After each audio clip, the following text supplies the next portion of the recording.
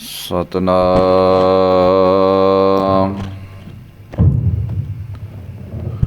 ਧੰਨ ਵਾਹਿਗੁਰੂ ਜੀਓ।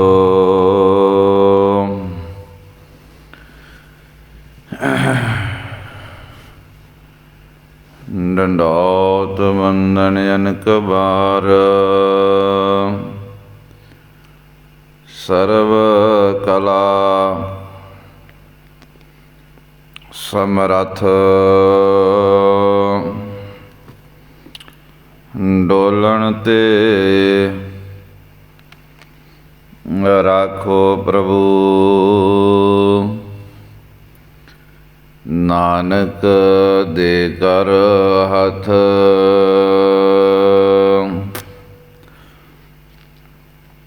ਡੋਲਣ ਤੇ ਰਾਖੋ ਪ੍ਰਭੂ।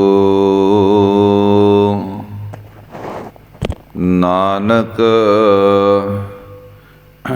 ਦੇ ਕਰ ਹੱਥ, ਅਗਮ ਅਗੋਚਰ ਸੱਚ ਸਾਹਿਬ ਮੇਰਾ। ਨਾਨਕ ਬੋਲੇ ਬੁਲਾਇਆ ਤੇਰਾ, ਨਾਨਕ ਬੋਲੇ ਬੁਲਾਇਆ ਤੇਰਾ।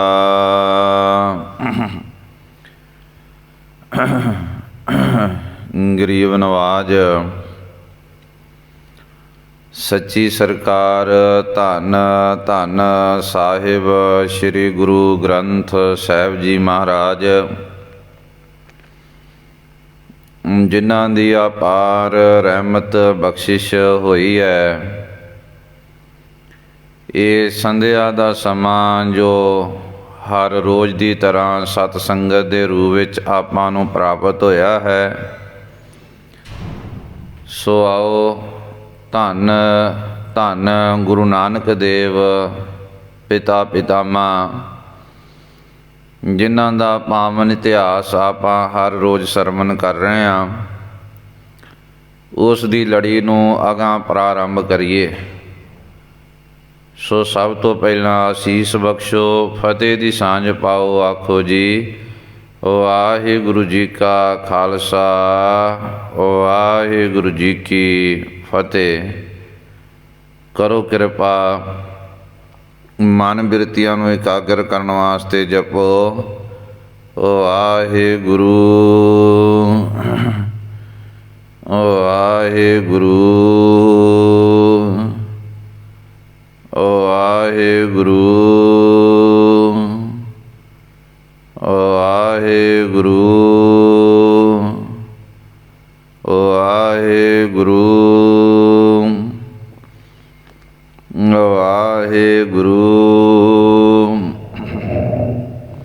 ਵਾਹਿਗੁਰੂ ਵਾਹਿਗੁਰੂ ਵਾਹਿਗੁਰੂ ਵਾਹਿਗੁਰੂ ਵਾਹਿਗੁਰੂ ਵਾਹਿਗੁਰੂ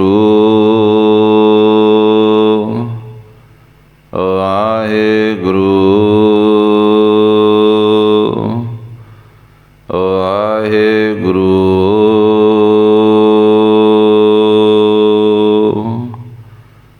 ਵਾਹਿਗੁਰੂ। ਆਖੋ ਜੀ ਸਤਨਾਮ ਸ਼੍ਰੀ ਵਾਹਿਗੁਰੂ। ਗੁਰਦੇਵ ਪਿਤਾ ਸਾਹਿਬ ਸ੍ਰੀ ਗੁਰੂ ਨਾਨਕ ਦੇਵ ਜੀ, ਜਿਨ੍ਹਾਂ ਦਾ ਪਾਵਨ ਇਤਿਹਾਸ ਆਪਾਂ ਹਰ ਰੋਜ਼ ਸਰਵਣ ਕਰ ਰਹੇ ਹਾਂ, ਗੁਰੂ ਸਾਹਿਬਾਨ ਜੀ ਦਾ ਜੋ ਮੁਬਾਰਕ ਇਤਿਹਾਸ ਹੈ, ਉਹ ਆਪ ਜੀ ਨੇ ਕੱਲ੍ਹ ਦੇ ਦੀਵਾਨ ਵਿੱਚ ਸਰਵਣ ਕੀਤਾ ਕਿ ਜੋ ਗੁਰੂ ਕਾ ਸਿੱਖ ਭਾਈ ਮਨ ਸੁਖ ਹੈ, ਮਨ ਸੁਖ ਦੀ ਜੋ ਅੰਦਰ ਦੀ ਪ੍ਰੇਮ ਦੀ ਅਵਸਥਾ ਹੈ, ਜੋ ਗੁਰੂ ਨਾਨਕ ਦੇਵ ਮਹਾਰਾਜ ਜੀ ਦੇ ਉਹਨਾਂ ਨੇ ਬਚਨ ਮੰਨੇ, ਬੜੇ ਪਿਆਰ ਨਾਲ ਗੁਰਸਿੱਖੀ ਜੀਵਨ ਨੂੰ ਕਮਾਇਆ, ਤੇ ਜਦੋਂ ਉਹਨਾਂ ਦੇ ਕਰਮਾਂ ਤੋਂ ਪ੍ਰਭਾਵਿਤ ਹੋ ਕੇ ਸੰਗਲਾ ਦੀਪ ਦਾ ਜਿਹੜਾ ਰਾਜਾ ਹੈ ਸ਼ਿਵਨਾਭ, ਉਹ ਗੁਰੂ ਕਾ ਸਿੱਖ ਬਣ ਜਾਂਦਾ ਹੈ। ਤੇ ਜਦੋਂ ਗੁਰੂ ਕਾ ਸਿੱਖ ਬਣ ਜਾਂਦਾ ਹੈ, ਉਹਦੇ ਅੰਦਰ ਗੁਰੂ ਨਾਨਕ ਦੇਵ ਸਾਹਿਬ ਸੱਚੀ ਸਰਕਾਰ ਦੇ ਦਰਸ਼ਨਾਂ ਦੀ ਪਿਆਸ ਪੈਦਾ ਹੋ ਜਾਂਦੀ ਹੈ ਕਿ ਮੈਂ ਗੁਰੂ ਨਾਨਕ ਦੇ ਦਰਸ਼ਨ ਕਰਾਂ। ਤੇ ਉਹ ਜਦੋਂ ਗੁਰੂ ਨਾਨਕ ਦੇ ਦਰਸ਼ਨਾਂ ਦੀ ਮੰਗ ਲੈ ਕੇ ਅੰਦਰ ਬਹਿੰਦਾ ਹੈ, ਤਾਂ ਕੁਝ ਪਖੰਡੀ ਲੋਕ ਗੁਰੂ ਨਾਨਕ ਦੇ ਨਾਮ ਨੂੰ ਵਰਤ ਕੇ ਉਹਨੂੰ ਲੁੱਟਣ ਵਾਸਤੇ ਆਉਂਦੇ ਆ ਕਿ ਅਸੀਂ ਗੁਰੂ ਨਾਨਕ ਹਾਂ। ਪਰ ਉਹ ਸਿੱਖ ਪਿਆਰ ਵਾਲਾ ਸੀ, ਉਹਨੂੰ ਪਤਾ ਸੀ ਗੁਰੂ ਨਾਨਕ ਦੇਵ ਮਹਾਰਾਜ ਬਹੁਤ ਉੱਚੀ ਹਸਤੀ ਦੇ ਮਾਲਕ ਨੇ। ਤਾਂ ਉਹਨੇ ਸਭ ਤੋਂ ਪਹਿਲਾਂ ਫਿਰ ਪਰਖ ਕਰਨ ਵਾਸਤੇ ਕੁਝ ਪੈਸੇ ਭੇਜਿਆ ਕਰਨੇ, ਸੋਨੇ ਦੀਆਂ ਮੋਹਰਾਂ ਭੇਜਿਆ ਕਰਨੀਆਂ, ਤੇ ਕੁਝ ਇਸਤਰੀਆਂ ਵੀ ਭੇਜਿਆ ਕਰਨੀਆਂ, ਕੁਝ ਕੁਆਰੀ ਕੰਨਿਆਂ ਭੇਜਿਆ ਕਰਨੀਆਂ। ਵੱਡੇ ਵੱਡੇ ਜਿਹੜੇ ਆਪਣੇ ਆਪ ਨੂੰ ਸਾਧੂ ਮਹਾਤਮਾ ਕਹਾਉਂਦੇ ਸੀ, ਸਭ ਨੂੰ ਮਾਇਆ ਵਰਤ ਜਾਂਦੀ, ਉਹ ਆਪਣਾ ਬੈਲੈਂਸ ਖਰਾਬ ਕਰ ਬਹਿੰਦੇ। ਕੋਈ ਮਾਇਆ ਦੇ ਹੱਥੋਂ ਗਿਰ ਜਾਂਦਾ, ਕੋਈ ਕਾਮ ਦੇ ਹੱਥੋਂ ਠੱਗਿਆ ਜਾਂਦਾ। ਇਸ ਤਰ੍ਹਾਂ ਹਰੇਕ ਬੰਦਾ ਉਹਦੀ ਪਰਖ ਦੀ ਕਸਵੱਟੀ 'ਤੇ ਫੇਲ ਹੋ ਰਿਹਾ ਸੀਗਾ। ਤੇ ਸ਼ਿਵਨਾਭ ਦੇ ਅੰਦਰ ਰੋਜ਼ ਰੋਜ਼ ਜਗਿਆਸਾ ਵੱਧ ਰਹੀ ਸੀ, ਪੀੜਾ ਵੱਧ ਰਹੀ ਸੀ, ਬਿਰਹਾ ਵੱਧ ਰਹੀ ਸੀ ਕਿ ਸਤਿਗੁਰੂ ਜੀ ਕਦੋਂ ਆਉਣਗੇ, ਮੈਨੂੰ ਦਰਸ਼ਨ ਦੇਣਗੇ। ਇਸੇ ਤਰ੍ਹਾਂ ਕੁਝ ਕੁ ਸਾਲ ਬਤੀਤ ਹੋ ਗਏ ਉਹਨੂੰ ਨਾਮ ਜਪਦਿਆਂ ਜਪਦਿਆਂ। ਤਾਂ ਸਤਿਗੁਰੂ ਜੀ ਫਿਰ ਇਹਦੇ ਪਿਆਰ ਦੀ ਖਿੱਚ ਕਾਰਨ ਇਹਦੇ ਵੱਲ ਜਾ ਰਹੇ, ਇਹਦੇ ਦੇਸ਼ ਨੂੰ। ਪਰ ਉਹਦੇ ਤੋਂ ਪਹਿਲਾਂ ਕੁਝ ਕੁ ਸਾਖੀਆਂ ਆਉਂਦੀਆਂ ਨੇ, ਉਹਨਾਂ ਦੀ ਆਪਾਂ ਸਾਂਝ ਪਾਉਣੀ ਹੈ। ਫਿਰ ਕਿਵੇਂ ਮਹਾਰਾਜ ਸ਼ਿਵਨਾਭ ਰਾਜੇ ਕੋਲੇ ਜਾਂਦੇ ਆ ਤੇ ਉਹਦਾ ਭਲਾ ਕਰਦੇ ਆ, ਇਹ ਵੀ ਆਪਾਂ ਵਿਚਾਰਨਾ ਹੈ। ਤਾਂ ਅੱਗੇ ਜਿਹੜੀ ਸਾਖੀ ਆਉਂਦੀ ਹੈ ਕਿ ਸਤਿਗੁਰੂ ਜੀ ਇੱਕ ਨਗਰ ਦੇ ਵਿੱਚ ਗਏ। ਉਥੋਂ ਦੇ ਪਿੰਡ ਵਾਲੇ ਜਿਹੜੇ ਵੀ ਸਨ, ਉਥੋਂ ਦੇ ਰਹਿਣ ਵਾਲੇ ਜਿੰਨੇ ਵੀ ਲੋਕ ਸਨ, ਇਹ ਬਹੁਤ ਮੂਰਖ ਤੇ ਬੜੇ ਹੀ ਭੈੜੇ ਸੁਭਾਅ ਦੇ ਲੋਕ ਸਨ। ਕੋਈ ਵੀ ਇਹਨਾਂ ਦੇ ਪਿੰਡ ਵਿੱਚ ਆਵੇ, ਇਹ ਚੰਗੇ ਮੂੰਹ ਬੁਲਾਉਂਦੇ ਨਹੀਂ ਸਨ। ਨਾ ਕਿਸੇ ਨੂੰ ਆਇਆਂ ਨੂੰ ਮਿਲਦੇ, ਜੀ ਆਇਆਂ ਕਹਿੰਦੇ, ਨਾ ਕਿਸੇ ਨੂੰ ਜਲ ਪਾਣੀ ਪੁੱਛਦੇ, ਨਾ ਰਹਿਣ ਦਾ ਕੋਈ ਪ੍ਰਬੰਧ ਕਰਦੇ। ਬਸ ਆਪਸ ਵਿੱਚ ਵੀ ਲੜਦੇ ਰਹਿੰਦੇ, ਔਗਣਾਂ ਨਾਲ ਭਰੇ ਹੋਏ, ਹੰਕਾਰ ਵਿੱਚ ਰਹਿੰਦੇ, ਇੱਕ ਦੂਜੇ ਨੂੰ ਵੇਖ ਕੇ ਜਰਦੇ ਨਹੀਂ ਸਨ। ਭਾਵ ਕਿ ਸਾਰੇ ਹੀ ਔਗਣ ਸਨ। ਸਾਰੇ ਪਿੰਡ ਵਾਲੇ ਜਿੰਨੇ ਵੀ ਉੱਥੋਂ ਦੇ ਰਹਿਣ ਵਾਲੇ, ਉਸ ਵਿਲੇਜ ਦੇ ਵਿੱਚ ਜਿੰਨੇ ਵੀ ਰਹਿੰਦੇ ਸਨ, ਉਸ ਕਸਬੇ ਦੇ ਜਿੰਨੇ ਵੀ ਲੋਕ ਸਨ, ਉਹ ਸਾਰੇ ਹੀ ਮਾੜੇ ਸਨ। ਕਿਸੇ ਦਾ ਸੁਭਾਅ ਚੰਗਾ ਨਹੀਂ ਸੀਗਾ, ਕੋਈ ਚੰਗੇ ਸੁਭਾਅ ਦਾ ਮਾਲਕ ਨਹੀਂ ਸੀਗਾ। ਹਰੇਕ ਦੀਆਂ ਆਦਤਾਂ ਮਾੜੀਆਂ ਸੀ। ਤੇ ਭਾਈ ਮਰਦਾਨਾ ਜੀ ਤੇ ਗੁਰੂ ਨਾਨਕ ਦੇਵ ਪਿਤਾ ਜੀ ਜਦੋਂ ਉਸ ਨਗਰ ਵਿੱਚ ਗਏ, ਤੇ ਜਨਮ ਸਾਖੀ 'ਚ ਲਿਖਿਆ, ਇਤਿਹਾਸਕਾਰ ਲਿਖਦੇ ਨੇ ਕਿ ਉਹਨਾਂ ਸਤਿਗੁਰੂ ਜੀ ਦੇ ਆਉਣ ਦੀ ਕੋਈ ਪਰਵਾਹ ਨਾ ਕੀਤੀ, ਕੋਈ ਜਲ ਪਾਣੀ ਨਾ ਪੁੱਛਿਆ, ਕੋਈ ਨਾ ਕਿਹਾ ਕਿ ਰਹਿ ਪਾਓ ਇੱਕ ਦਿਨ, ਬੜੀ ਦੂਰ ਤੋਂ ਸਫ਼ਰ ਕਰ ਰਹੇ ਹੋ। ਕਿਸੇ ਨੇ ਪੁੱਛਣ 'ਤੇ ਰਾਹ ਵੀ ਨਾ ਦੱਸਿਆ। ਤਾਂ ਗੁਰੂ ਸਾਹਿਬ ਜੀ ਉਸ ਨਗਰ ਤੋਂ ਤੁਰ ਗਏ। ਅਗਾਂਹ ਜਾਂਦੇ ਹੋਏ ਮਹਾਰਾਜ ਜੀ ਨੇ ਉਹਨਾਂ ਨੂੰ ਕੋਈ ਬਦ ਅਸੀਸ ਨਹੀਂ ਦਿੱਤੀ। ਸਾਹਿਬ ਜੀ ਕਹਿਣ ਲੱਗੇ, ਭਲਿਓ ਵਸਦੇ ਰਹੋ, ਤੁਹਾਡਾ ਭਲਾ ਹੋਵੇ, ਤੁਸੀਂ ਵਸਦੇ ਰਹੋ। ਜਦੋਂ ਸਤਿਗੁਰੂ ਜੀ ਥੋੜ੍ਹੀ ਦੂਰੀ 'ਤੇ ਗਏ, ਕੁਝ ਕੋਹਾਂ ਦੀ ਦੂਰੀ 'ਤੇ ਗਏ, ਤੇ ਇੱਕ ਹੋਰ ਪਿੰਡ ਆਉਂਦਾ ਹੈ। ਤੇ ਉਸ ਪਿੰਡ ਦੇ ਲੋਕ ਬਹੁਤ ਚੰਗੇ ਨੇ, ਨੇਕ ਸੁਭਾਅ ਦੇ ਨੇ, ਆਪਸ ਵਿੱਚ ਭਾਈਚਾਰਾ ਹੈ, ਪ੍ਰੇਮ ਹੈ, ਸੇਵਾ ਭਾਵ ਹੈ। ਇੱਕ ਦੂਜੇ ਦੀ ਮਦਦ ਕਰਦੇ ਨੇ, ਲੋੜਵੰਦਾਂ ਦੀ ਮਦਦ ਕਰਦੇ ਨੇ, ਬੜੇ ਪ੍ਰੇਮ ਨਾਲ ਰਹਿੰਦੇ ਨੇ, ਕਿਸੇ ਨੂੰ ਦੁੱਖ ਨਹੀਂ ਦਿੰਦੇ, ਬੜੇ ਚੰਗੇ ਸੁਭਾਅ ਦੇ ਉਹ ਲੋਕ ਨੇ। ਤੇ ਗੁਰੂ ਜੀ ਜਦੋਂ ਉਸ ਨਗਰ ਦੇ ਵਿੱਚ ਗਏ ਨਾ, ਤੇ ਉਹਨਾਂ ਨੇ ਸਤਿਗੁਰੂ ਜੀ ਦੀ ਬਹੁਤ ਆਓ ਭਗਤ ਕੀਤੀ, ਜੀ ਆਇਆਂ ਨੂੰ ਕਿਹਾ, ਰਹਿਣ ਵਾਸਤੇ ਇੱਕ ਕਮਰਾ ਵੀ ਦਿੱਤਾ, ਉਹਨਾਂ ਨੂੰ ਇਸ਼ਨਾਨ ਵਾਸਤੇ ਗਰਮ ਜਲ ਵੀ ਦਿੱਤਾ, ਖਾਣਾ ਦਿੱਤਾ, ਸਭ ਕੁਝ ਦਿੱਤਾ। ਸਤਿਗੁਰੂ ਜੀ ਦੀ ਬਹੁਤ ਸੇਵਾ ਕੀਤੀ। ਬੜੇ ਨੇਕ ਸੁਭਾਅ ਦੇ ਰੱਬੀ ਰੂਹਾਂ ਸਨ, ਬਹੁਤ ਪਿਆਰ ਵਾਲੇ ਇਨਸਾਨ ਸਨ। ਉਸ ਪਿੰਡ ਦੇ ਸਾਰੇ ਲੋਕ ਚੰਗੇ ਸੁਭਾਅ ਦੇ ਮਾਲਕ ਸੀਗੇ। ਤੇ ਸਤਿਗੁਰੂ ਜੀ ਜਦੋਂ ਉੱਥੋਂ ਜਾਣ ਲੱਗੇ ਤੇ ਮਹਾਰਾਜ ਨੇ ਕਿਹਾ, ਭਲਿਓ ਉੱਜੜ ਜਾਓ, ਉੱਜੜ ਜਾਓ।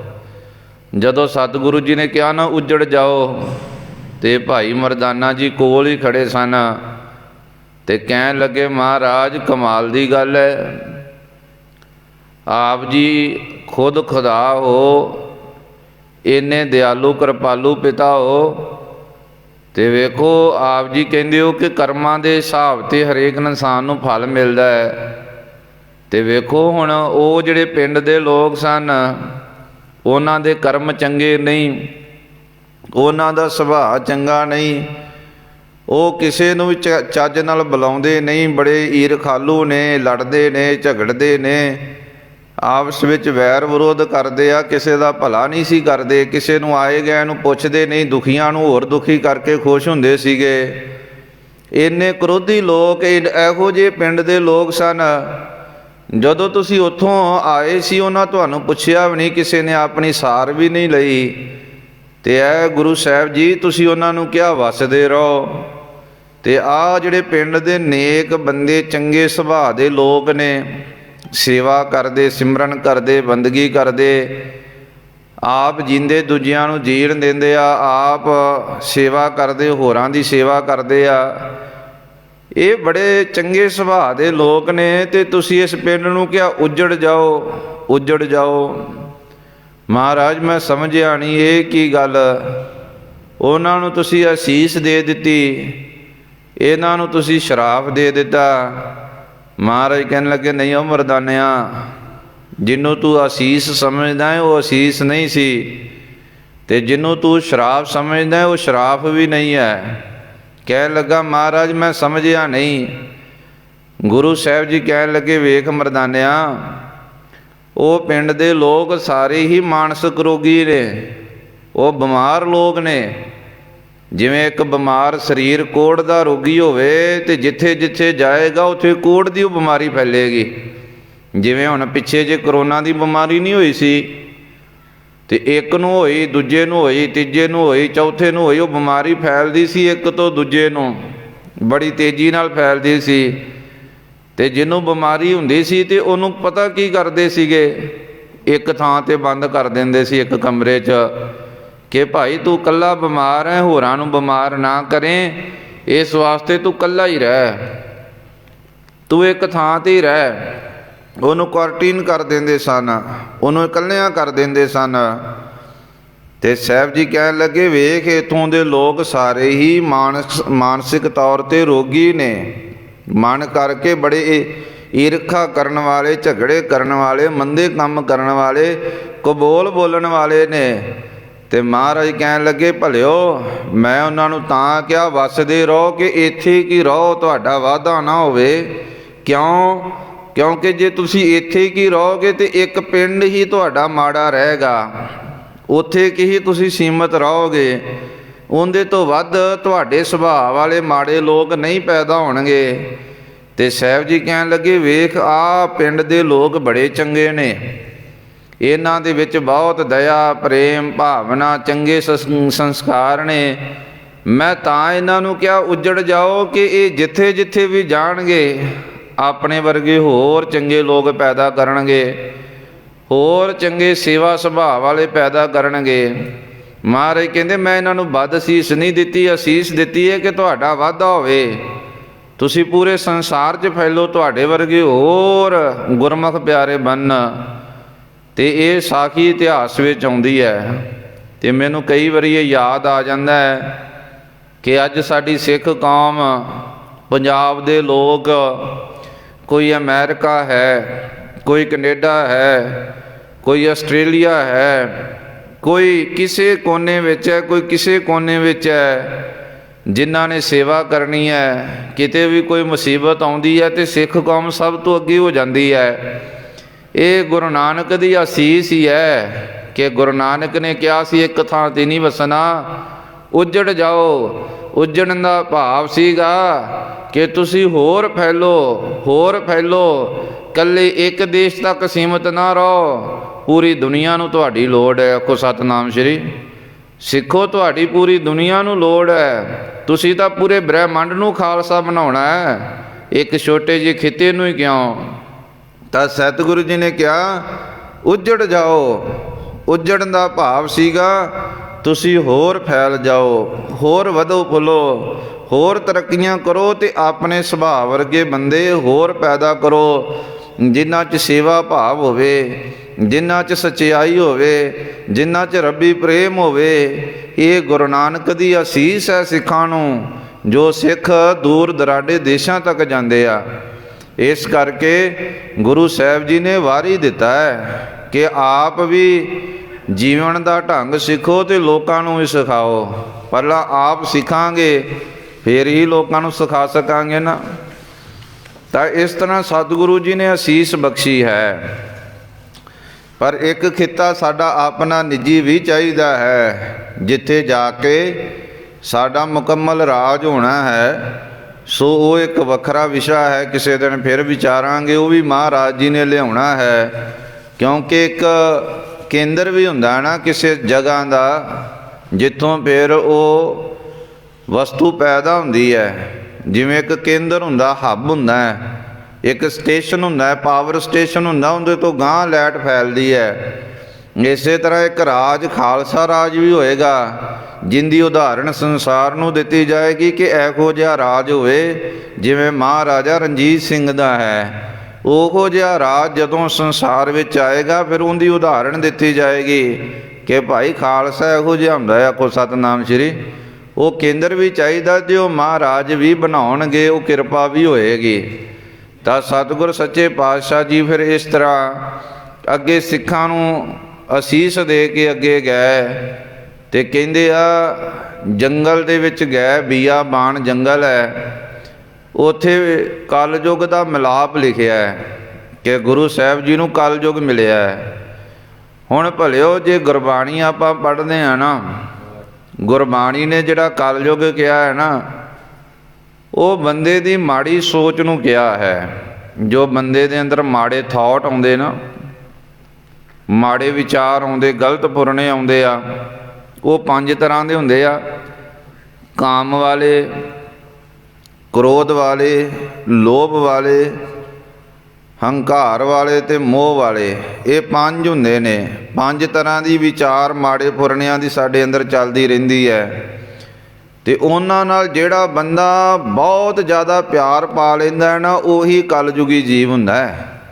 जिहड़ा अपनी सोच नूं बहुत महान मन लैंदा, माड़ी सोच नूं, ते उहदे नाल प्यार पा लैंदा है, उही कलयुग है, उही शैतान है, उही बहुत गलत इंसान बनता है। इसे तरह ही साडे अंदर चंगे विचार भी चलदे, किहड़े दया वाले, सेवा वाले, किसी दा भला करन वाले, रब नाल प्यार पाउण वाले। साडे अंदर ये भी चंगे विचार चलते आ कि किसी का भला करना, बुरा नहीं करना, मंदा नहीं करना। जिहड़ा इस विचारधारा नाल प्यार पा लैंदा है, उही रब का रूप बनता है, दूजा कोई नहीं बनता। पर मैं बेनती करदा वां, दोवां विचारधारावां नूं वरतन वास्ते शरीर चाहिए। जे सच ने वरतना है तो उहदे वास्ते भी शरीर चाहिए है, ते जे झूठ ने वरतना है तो उहदे वास्ते भी शरीर चाहिए। क्योंकि भांडा तो चाहिए है ना जिंदे च भोजन परोसिया जाना। तो इस तरह शरीरां दे राहीं ही ये सोच वरतदी है। तो उस सोच नूं वख-वख देशां दे विच वख-वख नावां दे नाल जाणिया जांदा है। कोई उहनूं शैतान कहंदा है, कोई उहनूं कलयुग कहंदा है, ਕੋਈ ਉਹਨੂੰ ਮਾਇਆ ਕਹਿੰਦਾ ਹੈ। ਉਹ ਬੰਦੇ ਦੀ ਜਿਹੜੀ ਮਾੜੀ ਬਿਰਤੀ ਹੈ ਨਾ, ਉਹੀ ਅਸਲ ਵਿੱਚ ਇਹ ਚੀਜ਼ਾਂ ਨੇ, ਉਹੀ ਸ਼ੈਤਾਨ ਹੈ। ਪਰ ਉਹਦਾ ਬਹੁਤਾਤ ਵਿੱਚ ਸੰਸਾਰ 'ਚ ਪ੍ਰਭਾਵ ਹੈ, ਕਿਉਂਕਿ ਇੱਕ ਬੰਦਾ ਮਾੜਾ, ਫਿਰ ਦੂਜਾ, ਫਿਰ ਤੀਜਾ, ਫਿਰ ਇਹਨਾਂ ਦੀ ਯੂਨਿਟੀ ਬਣ ਜਾਂਦੀ ਨਾ। ਜਦੋਂ ਝੂਠ ਬੋਲਣ ਵਾਲਿਆਂ ਦੀ ਯੂਨਿਟੀ ਬਣ ਜਾਂਦੀ, ਯੂਨਿਟੀ ਦਾ ਮਤਲਬ ਇਕੱਠ ਬਹੁਤਾ ਹੋ ਜਾਂਦਾ ਹੈ। ਜਿੱਥੇ ਸਾਰੇ ਹੀ ਚੋਰ ਹੋਣ, ਉੱਥੇ ਇਮਾਨਦਾਰ ਦਾ ਰਹਿਣਾ ਬੜਾ ਮੁਸ਼ਕਲ ਹੈ। ਜਿੱਥੇ ਸਾਰੇ ਹੀ ਬੇਈਮਾਨ ਹੋ ਜਾਣ, ਉੱਥੇ ਇਮਾਨਦਾਰ ਬੰਦੇ ਦੀ ਕੀ ਵੈਲਿਊ ਰਹਿੰਦੀ ਹੈ। ਉੱਥੇ ਬੇਈਮਾਨਾਂ ਦੇ ਵਿੱਚ ਜਿਹੜਾ ਵੱਡਾ ਬੇਈਮਾਨ ਸਰਦਾਰ ਬਣੇਗਾ, ਉਹੀ ਡਿਕਟੇਟਰ ਬਣਦਾ ਹੈ, ਉਹੀ ਅਹੁਦੇਦਾਰ ਬਣਦਾ ਹੈ, ਫਿਰ ਉਹੀ ਦੂਜਿਆਂ ਨੂੰ ਖਾਂਦਾ ਹੈ। ਤਾਂ ਇਹ ਸੰਸਾਰ ਵਿੱਚ ਅੱਜ ਕੂੜ ਪ੍ਰਧਾਨ ਹੈ, ਜਿਹਨੂੰ ਮਹਾਰਾਜ ਨੇ ਕਿਹਾ ਕੂੜ ਫਿਰੇ ਪ੍ਰਧਾਨ ਵੇ ਲਾਲੋ। ਝੂਠ ਅੱਜ ਪ੍ਰਧਾਨ ਹੈ। ਕਿਉਂ? ਅੱਜ ਗਿਣਤੀ ਝੂਠਿਆਂ ਦੀ ਬਹੁਤੀ ਹੈ, ਅਤੇ ਜਿੰਨਾ ਕੋਈ ਝੂਠ ਦੀ ਐਕਟਿੰਗ ਬੜੇ ਸਾਫ਼ ਢੰਗ ਨਾਲ ਕਰ ਲੈਂਦਾ ਹੈ, ਅਤੇ ਝੂਠੇ ਲੋਕ ਝੂਠਿਆਂ ਤੋਂ ਪ੍ਰਭਾਵਿਤ ਬਹੁਤ ਛੇਤੀ ਹੁੰਦੇ ਆ। ਆਖੋ ਸਤਿਨਾਮ ਸ਼੍ਰੀ। ਝੂਠ ਦੀ ਖਿੱਚ ਵਿੱਚ ਹਰੇਕ ਜੀ ਰਿਹਾ ਹੈ, ਇਸ ਕਰਕੇ ਕੂੜ ਪ੍ਰਧਾਨ ਹੈ। ਸੱਚੇ ਇਨਸਾਨ ਦੀ ਅੱਜ ਕੋਈ ਵੈਲਿਊ ਨਹੀਂ। ਅੱਜ ਦੀ ਦੁਨੀਆ ਦੇ ਵਿੱਚ ਸੱਚ ਬੋਲਣ ਵਾਲਿਆਂ ਨੂੰ ਫਾਹੇ ਲਾਇਆ ਜਾਂਦਾ ਹੈ, ਜੇਲ੍ਹਾਂ ਵਿੱਚ ਸੁੱਟਿਆ ਜਾਂਦਾ ਹੈ, ਉਹਨਾਂ ਦਾ ਮਰਡਰ ਕਰ ਦਿੱਤਾ ਜਾਂਦਾ, ਉਹਨਾਂ ਦਾ ਕਤਲ ਕਰ ਦਿੱਤਾ ਜਾਂਦਾ ਹੈ, ਉਹਨਾਂ ਨੂੰ ਬੜੀਆਂ ਭਿਆਨਕ ਸਜ਼ਾਵਾਂ ਦਿੱਤੀਆਂ ਜਾਂਦੀਆਂ ਜਿਹੜਾ ਸੱਚ ਬੋਲਦਾ ਹੈ। ਅਤੇ ਜਿਹੜਾ ਕੂੜ ਤੋਲਦਾ ਹੈ ਨਾ, ਕੂੜ, ਉਹਨੂੰ ਫਿਰ ਗਲਾਂ 'ਚ ਹਾਰ ਪੈਂਦੇ, ਸਰੋਪੇ ਪੈਂਦੇ, ਬਹੁਤ ਕੁਝ ਹੁੰਦਾ ਹੈ। ਤਾਂ ਕਲਯੁਗ ਇੱਕ ਬਹੁਤ ਵੱਡੀ ਬਿਰਤੀ ਹੈ, ਜਿਹਦਾ ਜ਼ਿਕਰ ਮਹਾਰਾਜ ਜੀ ਨੇ ਇੱਕ ਪਾਂਡੇ ਦੇ ਨਾਲ ਵੀ ਕੀਤਾ ਸੀ। ਪਹਿਲਾਂ ਮੈਂ ਉਹ ਆਪ ਜੀ ਨਾਲ ਗੁਰਬਾਣੀ ਦੇ ਬਚਨ ਸਾਂਝੇ ਕਰ ਲਵਾਂ ਕਿ ਮਹਾਰਾਜ ਕਲਯੁਗ ਕਿਹਨੂੰ ਮੰਨਦੇ ਆ। ਮਹਾਰਾਜ ਕਹਿਣ ਲੱਗੇ, ਜਦੋਂ ਗੁਰੂ ਨਾਨਕ ਦੇਵ ਮਹਾਰਾਜ ਪੰਡਤਾਂ ਦੇ ਕੋਲ ਗਏ ਸਨ, ਅਤੇ ਪੰਡਤ ਬਹੁਤ ਜ਼ਿਆਦਾ ਕੁਕਰਮ ਕਰਨ ਲੱਗ ਪਏ ਸੀ, ਮਾੜੇ ਕਰਮ ਕਰਨ ਲੱਗ ਪਏ ਸੀ। ਅਤੇ ਭਾਈ ਮਰਦਾਨਾ ਜੀ ਨੇ ਵੇਖ ਕੇ ਕਿਹਾ ਸੀ, ਮਹਾਰਾਜ ਇਹ ਪੰਡਤ ਬਹੁਤ ਮਾੜੇ ਕੰਮ ਕਰਦੇ ਆ, ਅਤੇ ਧਰਮ ਦੇ ਨਾਮ 'ਤੇ ਕਰ ਰਹੇ, ਅਤੇ ਧਾਰਮਿਕ ਸਥਾਨਾਂ ਦੇ ਵਿੱਚ ਕਰ ਰਹੇ ਆ। ਅਤੇ ਉੱਥੇ ਇੱਕ ਪੰਡਤ ਆ ਕੇ ਕਹਿੰਦਾ ਮਹਾਰਾਜ ਹੁਣ ਤਾਂ ਕਲਯੁਗ ਹੈ, ਕਲਯੁਗ ਦਾ ਪ੍ਰਭਾਵ ਹੀ ਇੰਨਾ, ਅਸੀਂ ਕੁਝ ਨਹੀਂ ਕਰ ਸਕਦੇ, ਇਹ ਤਾਂ ਸਾਡੇ ਤੋਂ ਕਲਯੁਗ ਕਰਾ ਰਿਹਾ ਹੈ। ਜਿਵੇਂ ਅੱਜ ਵੀ ਲੋਕਾਂ ਨੇ ਬਚਣ ਦਾ ਇੱਕ ਤਰੀਕਾ ਸੌਖਾ ਜਿਹਾ ਲੱਭਿਆ ਹੋਇਆ ਨਾ ਜੀ, ਕੀ ਕਰੀਏ, ਕਲਯੁਗ ਦਾ ਸਮਾਂ ਹੈ, ਉੱਠਿਆ ਹੀ ਨਹੀਂ ਜਾਂਦਾ, ਨਾਮ ਜਪਿਆ ਹੀ ਨਹੀਂ ਜਾਂਦਾ, ਹੁੰਦਾ ਹੀ ਨਹੀਂ, ਅਸੀਂ ਕਹਿੰਦੇ ਕਲਯੁਗ ਹੈ। ਮਹਾਰਾਜ ਕਹਿਣ ਲੱਗੇ, ਵੇਖੋ ਕੰਮ ਕਰੇ ਤੂੰ ਮਾੜੇ, ਅਤੇ ਦੋਸ਼ ਦੇਵੇਂ ਕਲਯੁਗ ਨੂੰ, ਕੰਮ ਕਰੇ ਤੂੰ ਪੁੱਠੇ, ਅਤੇ ਦੋਸ਼ ਦੇਵੇਂ ਹੋਰ ਕਿਸੇ ਨੂੰ। ਮਹਾਰਾਜ ਕਹਿੰਦੇ ਦੱਦਾ ਦੋਸ਼ ਨਾ ਦਿਓ ਕਿਸੇ, ਦੋਸ਼ ਕਰਮਾ ਆਪਣਿਆ, ਜੋ ਮੈਂ ਕੀਆ ਸੋ ਮੈਂ ਪਾਇਆ, ਦੋਸ਼ ਨਾ ਦੀਜੈ ਅਵਰ ਜਣਾ। ਸਾਹਿਬ ਜੀ ਕਹਿਣ ਲੱਗੇ, ਵੇਖ ਤੇਰੇ 'ਚ ਮਾੜੀ ਬਿਰਤੀ ਹੈ, ਅਤੇ ਤੂੰ ਉਹ ਕੰਮ ਕਰਦਾ ਹੈ ਨਾ। ਹਾਂ, ਮਾੜੀ ਬਿਰਤੀ ਬਾਹਰੋਂ ਉਕਸਾਉਣ ਵਾਸਤੇ ਤੈਨੂੰ ਸਮਾਂ ਮਿਲ ਸਕਦਾ ਕਿ ਕਿਸੇ ਨੇ ਪ੍ਰੇਰਣਾ ਦੇ ਦਿੱਤੀ ਹੋਵੇ, ਉਹ ਵੀ ਕਲਯੁਗ ਦਾ ਰੂਪ ਹੋ ਸਕਦਾ। ਜਿਵੇਂ ਵੇਖੋ, ਬੰਦਾ ਜਿਹੜਾ ਹੈ, ਬੱਚਾ ਜਿਹੜਾ ਹੈ, ਕੋਈ ਵੀ ਨਸ਼ਾ ਨਹੀਂ ਕਰਦਾ, ਪਰ ਜਦੋਂ ਉਹਨੂੰ ਗਲਤ ਸੁਸਾਇਟੀ ਮਿਲ ਜਾਂਦੀ ਹੈ ਅਤੇ ਉਹ ਨਸ਼ਿਆਂ ਵਿੱਚ ਪੈ ਜਾਂਦਾ ਹੈ। ਪਰ ਇੱਕ ਪੁਆਇੰਟ ਇਹ ਵੀ ਨੋਟ ਕਰਨ ਵਾਲਾ ਹੈ, ਜੇ ਬੱਚੇ ਦੇ ਅੰਦਰ ਬਿਰਤੀ ਹੈ ਕਿ ਮੈਂ ਨਹੀਂ ਮਾੜਾ ਕੁਝ ਕਰਨਾ, ਮੈਂ ਨਹੀਂ ਨਸ਼ਾ ਕਰਨਾ, ਭਾਵੇਂ ਕਰੋੜਾਂ ਬੰਦੇ ਉਹਦੇ ਸਾਹਮਣੇ ਨਸ਼ਾ ਕਰੀ ਜਾਣ, ਭਾਵੇਂ 12 'ਤੇ ਬੈਠੀਆਂ ਹੋਈਆਂ ਕਿੰਨੀਆਂ ਟੋਲੀਆਂ ਦੀਆਂ ਟੋਲੀਆਂ ਉਹਨੂੰ ਕਹੀ ਜਾਣ, ਆ ਜਾ ਪੀ ਲਾ, ਖਾ ਲਾ, ਆ ਜਾ। ਜਿਹੜੇ ਬੱਚੇ ਨੇ ਸੋਚਿਆ ਮੈਂ ਨਹੀਂ ਨਸ਼ਾ ਕਰਨਾ, ਉਹ ਨਹੀਂ ਕਰੇਗਾ। ਪਰ ਜਿਹਦੇ 'ਚ ਮਾੜਾ ਮੋਟਾ ਫੁਰਨਾ ਹੈ, ਅਜੇ ਨਸ਼ੇ ਨਹੀਂ ਕਰਦਾ, ਜਦੋਂ ਉਹਨੂੰ 4 ਮਿੱਤਰ ਮਿਲਦੇ ਆ, ਸੁਸਾਇਟੀ ਮਿਲਦੀ, ਉਹ ਵੀ ਕਰਨ ਲੱਗ ਪੈਂਦਾ। ਆਖੋ ਸਤਿਨਾਮ ਸ਼੍ਰੀ। ਤਾਂ ਇਹਦਾ ਮਤਲਬ ਕੀ ਹੈ, ਉਹਦੇ ਅੰਦਰ ਬਿਰਤੀ ਮਾੜੀ ਹੈ, ਮਾੜੇ ਕੰਮ ਕਰਨ ਦੀ। ਜਦੋਂ ਉਹਨੂੰ ਬਾਹਰੋਂ ਉਹੋ ਜਿਹੇ ਲੋਕ ਮਿਲ ਗਏ, ਉਹੋ ਜਿਹੀ ਸੁਸਾਇਟੀ ਮਿਲ ਗਈ, ਉਹੋ ਜਿਹੇ ਫਰੈਂਡ ਮਿਲ ਗਏ, ਉਹੋ ਜਿਹਾ ਫਰੈਂਡ ਸਰਕਲ ਹੋ ਗਿਆ, ਅਤੇ ਉਹ ਵੀ ਮਾੜਾ ਹੋ ਜਾਂਦਾ ਹੈ। ਇਸੇ ਤਰ੍ਹਾਂ ਚੰਗਾ ਕੰਮ ਕਰਨ ਦੀ ਵੀ ਅੰਦਰ ਬਿਰਤੀ ਹੁੰਦੀ ਹੈ। ਜਦੋਂ ਸਤ ਸੰਗਤ ਮਿਲਦੀ ਹੈ ਅਤੇ ਉਹ ਅੰਦਰੋਂ ਵਾਧਾ ਹੋ ਜਾਂਦਾ ਹੈ, ਬੰਦਾ ਉਹ ਚੰਗੇ ਕੰਮ ਕਰਨ ਲੱਗ ਪੈਂਦਾ। ਪਰ ਬੀਜ ਸਾਡੇ ਅੰਦਰ ਹੁੰਦਾ ਹੈ। ਤਾਂ ਸਤਿਗੁਰੂ ਜੀ ਕਹਿਣ ਲੱਗੇ, ਪਾਂਡਾ ਜੀ, ਇਹ ਪੰਡਤ ਜੀ, ਲੋਕਾਂ ਨੂੰ ਦੋਸ਼ ਦੇਣਾ ਨਹੀਂ ਬਣਦਾ, ਕਲਯੁਗ ਨੂੰ ਦੋਸ਼ ਦੇਣਾ ਨਹੀਂ ਬਣਦਾ, ਦੋਸ਼ ਤਾਂ ਆਪਣਾ ਹੈ। ਅਤੇ ਸਾਹਿਬ ਜੀ ਕਹਿੰਦੇ, ਫਿਰ ਦੱਸੋ ਕਲਯੁਗ ਕਿੱਥੇ ਆਇਆ, ਕਿਹੜੇ ਦੇਸ਼ ਆਇਆ, ਕਿਹੜੀ ਜਗ੍ਹਾ 'ਤੇ ਆਇਆ, ਉਹਦੇ ਬਾਰੇ ਮੈਨੂੰ ਵਿਚਾਰ ਨਾਲ ਸਮਝਾਓ। ਤਾਂ ਸਤਿਗੁਰੂ ਜੀ ਨੇ ਫਿਰ ਕਿਹਾ, ਪੰਡਤ ਨੂੰ ਕੁਝ ਸਵਾਲ ਕੀਤੇ। ਮਹਾਰਾਜ ਕਹਿਣ ਲੱਗੇ, ਤੁਸੀਂ ਕਹਿੰਦੇ ਹੋ ਕਲਯੁੱਗ ਦਾ ਸਮਾਂ ਆ ਗਿਆ, ਬੜਾ ਮਾੜਾ ਸਮਾਂ ਆਇਆ। ਅਤੇ ਮਹਾਰਾਜ ਕਹਿੰਦੇ, ਭਲਿਓ ਕਲਯੁੱਗ ਦਾ ਸਮਾਂ ਕਿਸ ਭਾਵ ਨਾਲ ਤੁਸੀਂ ਲੈਂਦੇ ਹੋ, ਕਿਸ ਦ੍ਰਿਸ਼ਟੀਕੋਣ ਤੋਂ ਕਹਿੰਦੇ ਹੋ ਕਿ ਕਲਯੁੱਗ ਆ ਗਿਆ। ਸਾਹਿਬ ਜੀ ਕਹਿੰਦੇ, ਸੋਈ ਚੰਦ ਚੜ੍ਹੇ ਸੇ ਤਾਰੇ, ਸੋਈ ਦਿਨੀਅਰ ਤਪਤ ਰਹਿ।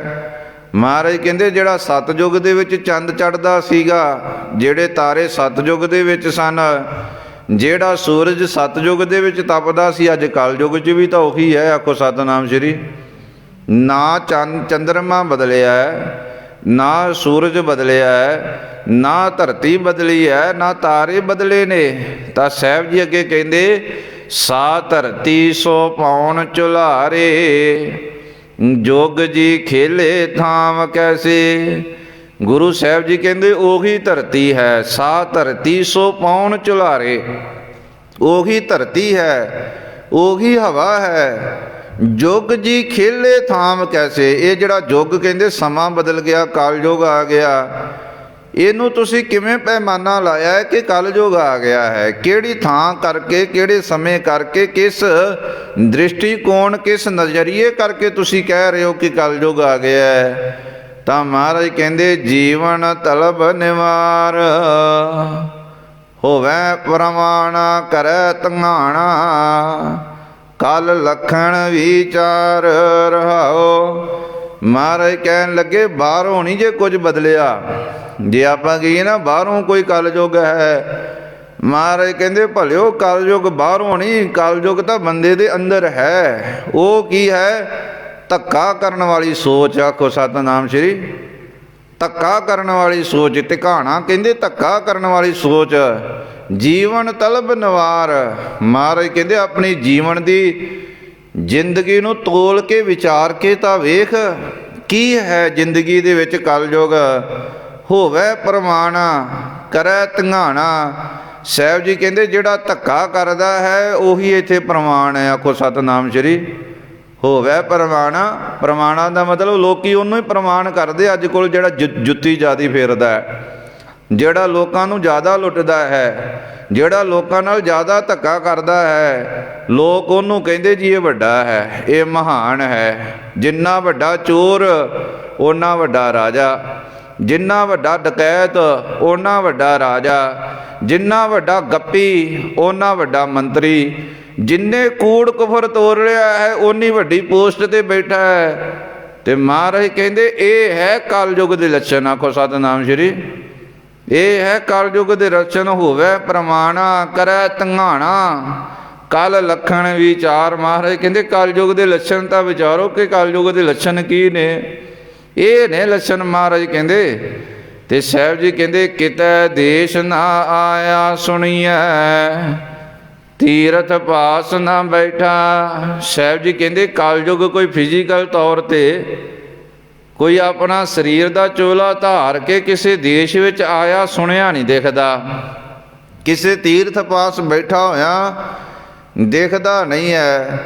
ਅਤੇ ਸਾਹਿਬ ਜੀ ਕਹਿੰਦੇ, ਦਾਤਾ ਦਾਨ ਕਰੇ ਤੈ ਨਾਹੀ, ਮਹਿਲੋ ਸਾਰ ਨਾ ਬੈਠਾ। ਸਾਹਿਬ ਜੀ ਕਹਿੰਦੇ, ਕਿਤੇ ਦਾਤਾ ਬਣ ਕੇ ਦਾਨ ਤਾਂ ਕਰ ਨਹੀਂ ਰਿਹਾ, ਕਿ ਜਿੱਥੇ ਅਸੀਂ ਕਹਿ ਜਾਈਏ ਕਲਯੁੱਗ ਬੈਠਾ ਹੋਇਆ ਹੈ, ਅਤੇ ਕੋਈ ਇਸ ਤਰ੍ਹਾਂ ਦਾ ਮਹਿਲ ਵੀ ਬਣਾ ਕੇ ਨਹੀਂ ਬੈਠਾ ਕਿ ਜਿੱਥੇ ਉਹ ਆਪਣਾ ਉਹਨੇ ਲਿਖਿਆ ਹੋਇਆ ਕਿ ਇੱਥੇ ਕਲਯੁੱਗ ਰਹਿ ਰਿਹਾ ਹੈ। ਅਤੇ ਸਾਹਿਬ ਜੀ ਨੂੰ ਪੁੱਛਿਆ, ਮਹਾਰਾਜ ਫਿਰ ਕਲਯੁੱਗ ਹੁੰਦਾ ਹੈ ਕਿ ਨਹੀਂ ਹੁੰਦਾ? ਮਹਾਰਾਜ ਕਹਿੰਦੇ, ਹੁੰਦਾ ਤਾਂ ਹੈ ਕਲਯੁੱਗ। ਇਹ ਨਹੀਂ ਕਿ ਕਲਯੁੱਗ ਨਹੀਂ ਹੁੰਦਾ, ਸ਼ੈਤਾਨ ਨਹੀਂ ਹੁੰਦਾ, ਸ਼ੈਤਾਨ ਵੀ ਹੁੰਦਾ ਹੈ, ਕਲਯੁੱਗ ਵੀ ਹੁੰਦਾ ਹੈ, ਮਾਇਆ ਵੀ ਹੁੰਦੀ ਹੈ। ਇਹ ਹੁੰਦਾ ਤਾਂ ਹੈ, ਪਰ ਉਵੇਂ ਦਾ ਨਹੀਂ ਹੁੰਦਾ ਜਿਵੇਂ ਦਾ ਤੁਸੀਂ ਜਾਣ ਕੇ ਬੈਠੇ ਹੋ। ਆਖੋ ਸਤਿਨਾਮ ਸ਼੍ਰੀ। ਕਲਯੁੱਗ ਉਵੇਂ ਦਾ ਨਹੀਂ ਹੈ ਕਿ ਤੁਸੀਂ ਕਹੋ ਕਿ ਬਾਹਰੋਂ ਕੋਈ ਫਿਜ਼ੀਕਲ ਤੌਰ 'ਤੇ ਕੋਈ ਕਲਯੁੱਗ ਸ਼ਕਤੀ ਮਾਰਦਾ ਹੈ ਅਤੇ ਸਾਡਾ ਮਨ ਖਰਾਬ ਹੋ ਜਾਂਦਾ ਹੈ। ਮਹਾਰਾਜ ਕਹਿੰਦੇ, ਨਹੀਂ, ਕਲਯੁੱਗ ਤੇਰੇ ਅੰਦਰ ਹੀ ਹੈ। ਕੀ? ਤੇਰੇ ਮਾੜੇ ਖਿਆਲ, ਮਾੜੇ ਥਾਟ ਜਿਹੜੇ ਤੈਨੂੰ ਮਾੜੇ ਪਾਸੇ ਭਜਾ ਰਹੇ ਨਾ, ਇਹਨਾਂ ਨਾਲ ਜਿਹੜਾ ਤੂੰ ਪਿਆਰ ਪਾ ਰਿਹਾ, ਇਹੀ ਕਲਯੁੱਗ ਹੈ। ਹੋਰ ਦੂਜਾ ਕੋਈ ਕਲਯੁੱਗ ਨਹੀਂ ਹੈ। ਤਾਂ ਸਾਹਿਬ ਜੀ ਕਹਿੰਦੇ ਜੇ ਕੋ ਸਤ ਕਰੇ ਸੋ ਸੀਜੈ, ਤਪ ਘਰ ਤਪ ਨਾ ਹੋਈ। ਜੇ ਅੱਜ ਦੇ ਸਮੇਂ ਦੇ ਵਿੱਚ ਕੋਈ ਉੱਚਾ ਸੁੱਚਾ ਕਰੈਕਟਰ ਰੱਖਣ ਦਾ ਯਤਨ ਕਰ ਰਿਹਾ ਹੈ, ਉਹਦੇ ਤੋਂ ਨਹੀਂ ਰੱਖਿਆ ਜਾ ਰਿਹਾ, ਆਚਰਣ ਚੰਗਾ ਨਹੀਂ ਰੱਖਿਆ ਜਾ ਰਿਹਾ। ਦਾਨ ਕਰਨ ਵਾਲਾ ਵੀ ਹੰਕਾਰੀ ਹੋ ਰਿਹਾ ਹੈ, ਬਾਹਰੀ ਕੁਝ ਕੁ ਗੁਣ ਧਾਰਨ ਕਰਨ ਵਾਲਾ ਵੀ ਗਿਰ ਰਿਹਾ ਹੈ ਆਪਣੇ ਆਚਰਣ ਤੋਂ। ਤੇ ਇਸ ਸਮੇਂ ਦੇ ਵਿੱਚ ਕੋਈ ਤਪੱਸਵੀ ਵੀ ਨਹੀਂ ਹੋ ਰਿਹਾ ਕਿ ਤਪ ਕਰ ਸਕੇ, ਉਹਦਾ ਤਪ ਵੀ ਨਹੀਂ ਸਫਲ ਚੜ੍ਹ ਰਿਹਾ, ਕਿਉਂਕਿ ਵੱਡੇ ਵੱਡੇ ਜੋਗੀ, ਵੱਡੇ ਵੱਡੇ ਨਾਥ ਇਸ ਮਨ ਦੀ ਮਾੜੀ ਫੁਰਨੇ, ਮਾੜੀ ਸੋਚ ਨੇ ਨੱਪ ਲਏ ਨੇ। ਆਖੋ ਸਤਿਨਾਮ ਸ਼੍ਰੀ। ਜੋਗੀ ਬਣ ਕੇ ਮੰਤਰੀ ਤਾਂ ਬੈਠੇ ਨੇ, ਜੋਗੀ ਬਣ ਕੇ ਬੜੇ ਬੜੇ ਵੱਡੇ ਆਪਣੇ ਆਪ ਨੂੰ ਬਾਬੇ ਤਾਂ ਕਹਾਉਂਦੇ ਆ, ਯੋਗ ਆਸਨ ਵੀ ਲਾਉਂਦੇ ਆ, ਪਰ ਸਾਰੇ ਮਾਇਆ ਦੇ ਹੱਥੋਂ ਵਿਕੇ ਪਏ। ਤਪ ਨਹੀਂ ਰਿਹਾ ਅੱਜ ਕਿਸੇ ਦਾ, ਕੋਈ ਸੱਚ ਦਾ ਬਲ ਨਹੀਂ ਰਿਹਾ।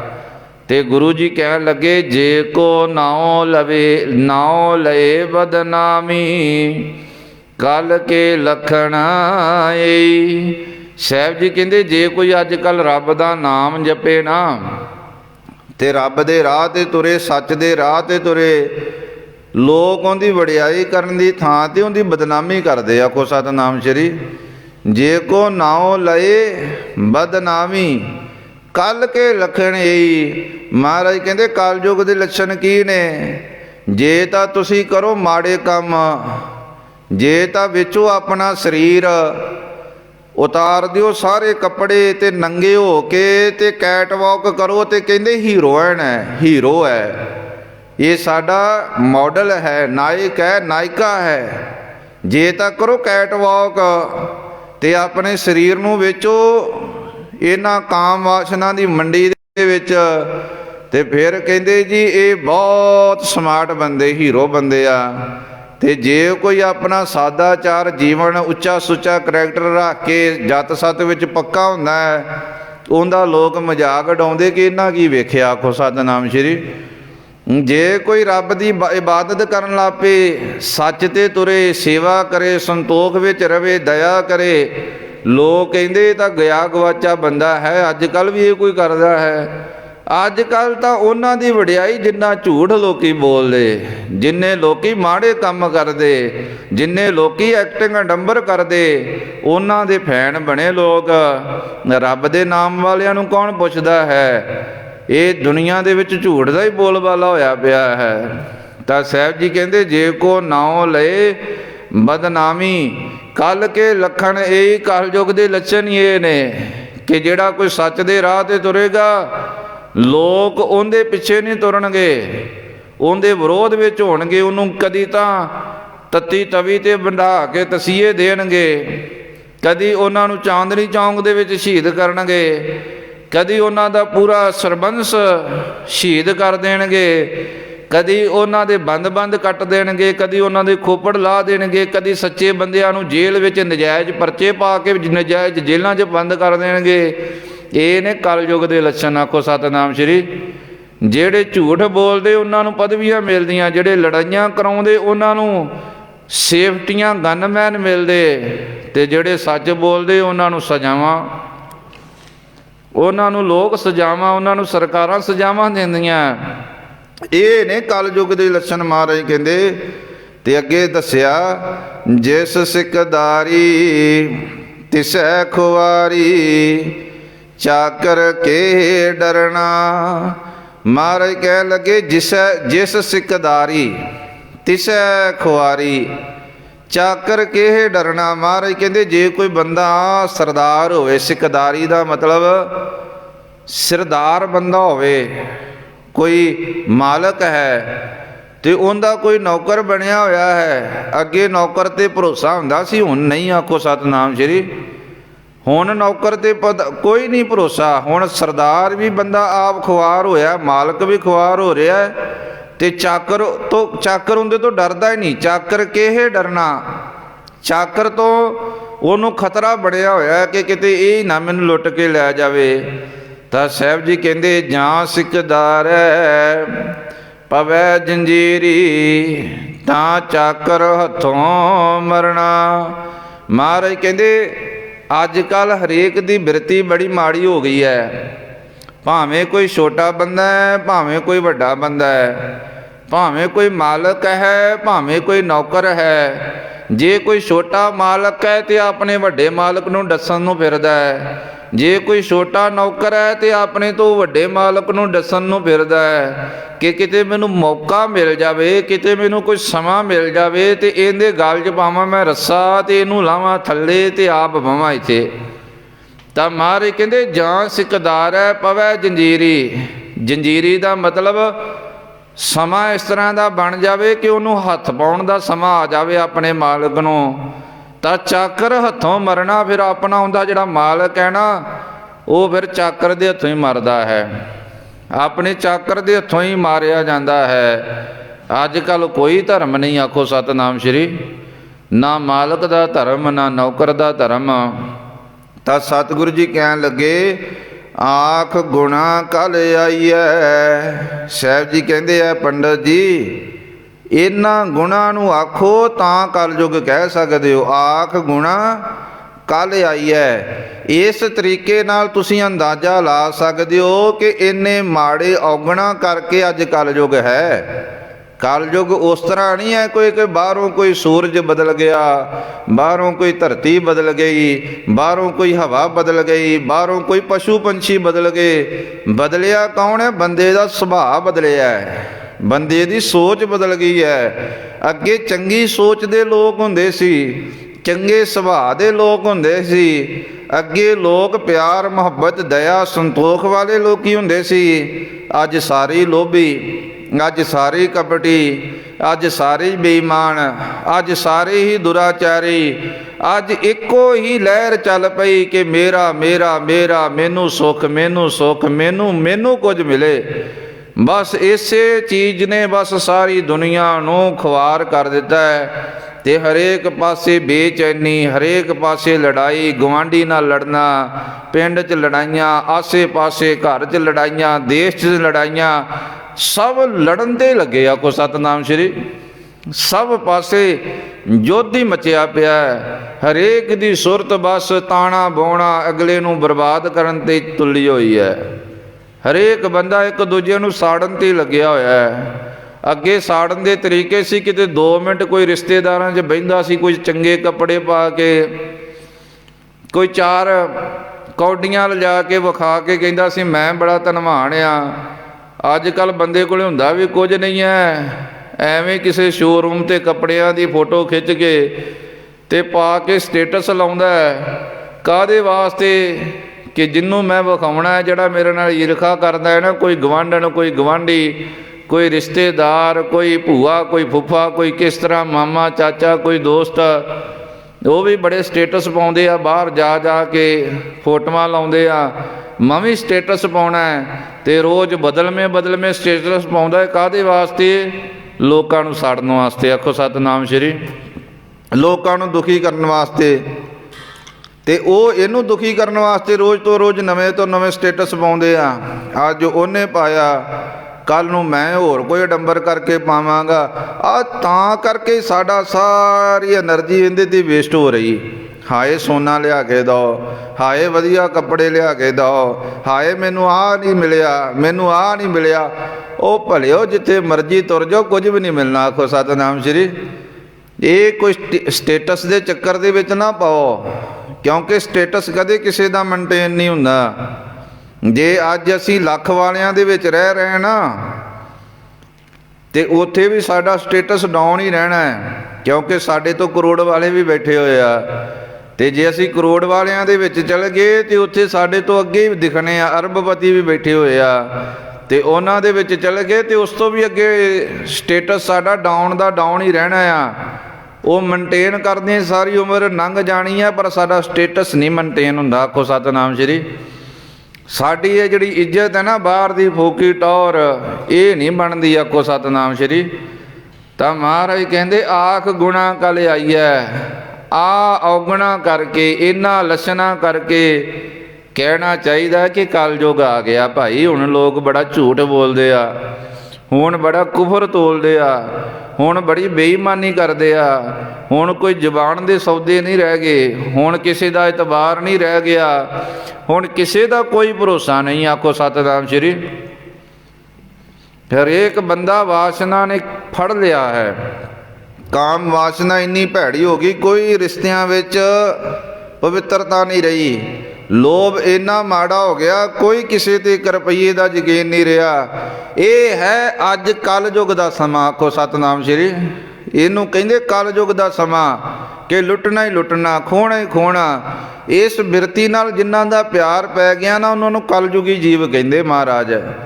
ਤਾਂ ਸਾਹਿਬ ਜੀ ਕਹਿੰਦੇ ਤਿਹੋ ਜੁਗਾਂ ਕੇਰਾ ਰਿਹਾ ਤਪਾਵਸ, ਜੇ ਗੁਣ ਦੇਹ ਤਾਂ ਪਾਈਐ ਰਹਾਓ। ਮਹਾਰਾਜ ਕਹਿੰਦੇ ਜਿਹੜੇ 3 ਯੁੱਗ ਪਹਿਲਾਂ ਹੋਏ ਨਾ, ਸਤਯੁੱਗ, ਤ੍ਰੇਤਾ ਤੇ ਦੁਆਪਰ, ਜਿਹੜੇ ਯੁੱਗ ਹੋਏ ਨਾ, ਉਹਨਾਂ ਦੇ ਵਿੱਚ ਪਹਿਲਾਂ ਲੋਕ ਜਗ ਤੀਰਥ ਬਹੁਤ ਕੁਝ ਕਰਦੇ ਸੀ, ਪਰ ਹੁਣ ਉਹ ਕੁਝ ਨਹੀਂ ਜੇ ਚੱਲਦਾ। ਆਖੋ ਸਤਿਨਾਮ ਸ਼੍ਰੀ। ਤੀਰਥਾਂ ਦੇ ਨਹਾਉਣ ਨਾਲ ਹੁਣ ਕੋਈ ਪਵਿੱਤਰ ਨਹੀਂ ਹੁੰਦਾ, ਭਾਵੇਂ ਜਿੰਨੀਆਂ ਮਰਜ਼ੀ ਮੱਸਿਆਂ ਨਹਾ ਲਓ। ਉਹ ਪੁਰਾਣਾ ਹੋ ਗਿਆ ਟਾਈਮ। ਮਹਾਰਾਜ ਕਹਿੰਦੇ ਉਹਦੇ ਨਾਲ ਸੁਰਤ ਨਹੀਂ ਬਦਲਣੀ।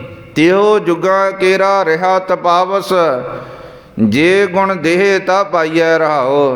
ਮਹਾਰਾਜ ਕਹਿੰਦੇ ਹੁਣ ਉਹ ਗੁਣ ਨਹੀਂ ਚੱਲਦੇ। ਹੁਣ ਰੱਬ ਸਾਨੂੰ ਕੋਈ ਸਬਰ ਸੰਤੋਖ ਦੇਵੇ, ਵਾਹਿਗੁਰੂ ਕਿਰਪਾ ਕਰੇ, ਆਪਣੀ ਦਇਆ ਕਰੇ ਤੇ ਸਾਨੂੰ ਕੋਈ ਸੰਤੋਖ ਦੇ ਦੇਵੇ, ਪ੍ਰੇਮ ਦੇ ਦੇਵੇ, ਅੰਮ੍ਰਿਤ ਦੀ ਦਾਤ ਦੇ ਦੇਵੇ, ਰਹਿਤ ਮਰਿਆਦਾ ਦਾ ਜੀਵਨ ਦੇ ਦੇਵੇ, ਤਾਂ ਕੋਈ ਇਸ ਕਲਯੁੱਗ ਦੇ ਵਿੱਚ ਵੀ ਸਤਿਯੁਗੀ ਪੁਰਸ਼ ਹੋ ਸਕਦਾ ਹੈ। ਨਹੀਂ ਤੇ ਬੜਾ ਔਖਾ ਹੈ। ਆਖੋ ਸਤਿਨਾਮ ਸ਼੍ਰੀ।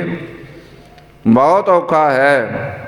ਤਾਂ ਗੁਰੂ ਜੀ ਕਹਿਣ ਲੱਗੇ ਕਲ ਕਲਵਾਲੀ ਸਰਾ ਨਬੇੜੀ, ਕਾਜੀ ਕ੍ਰਿਸ਼ਨਾ ਹੋਆ।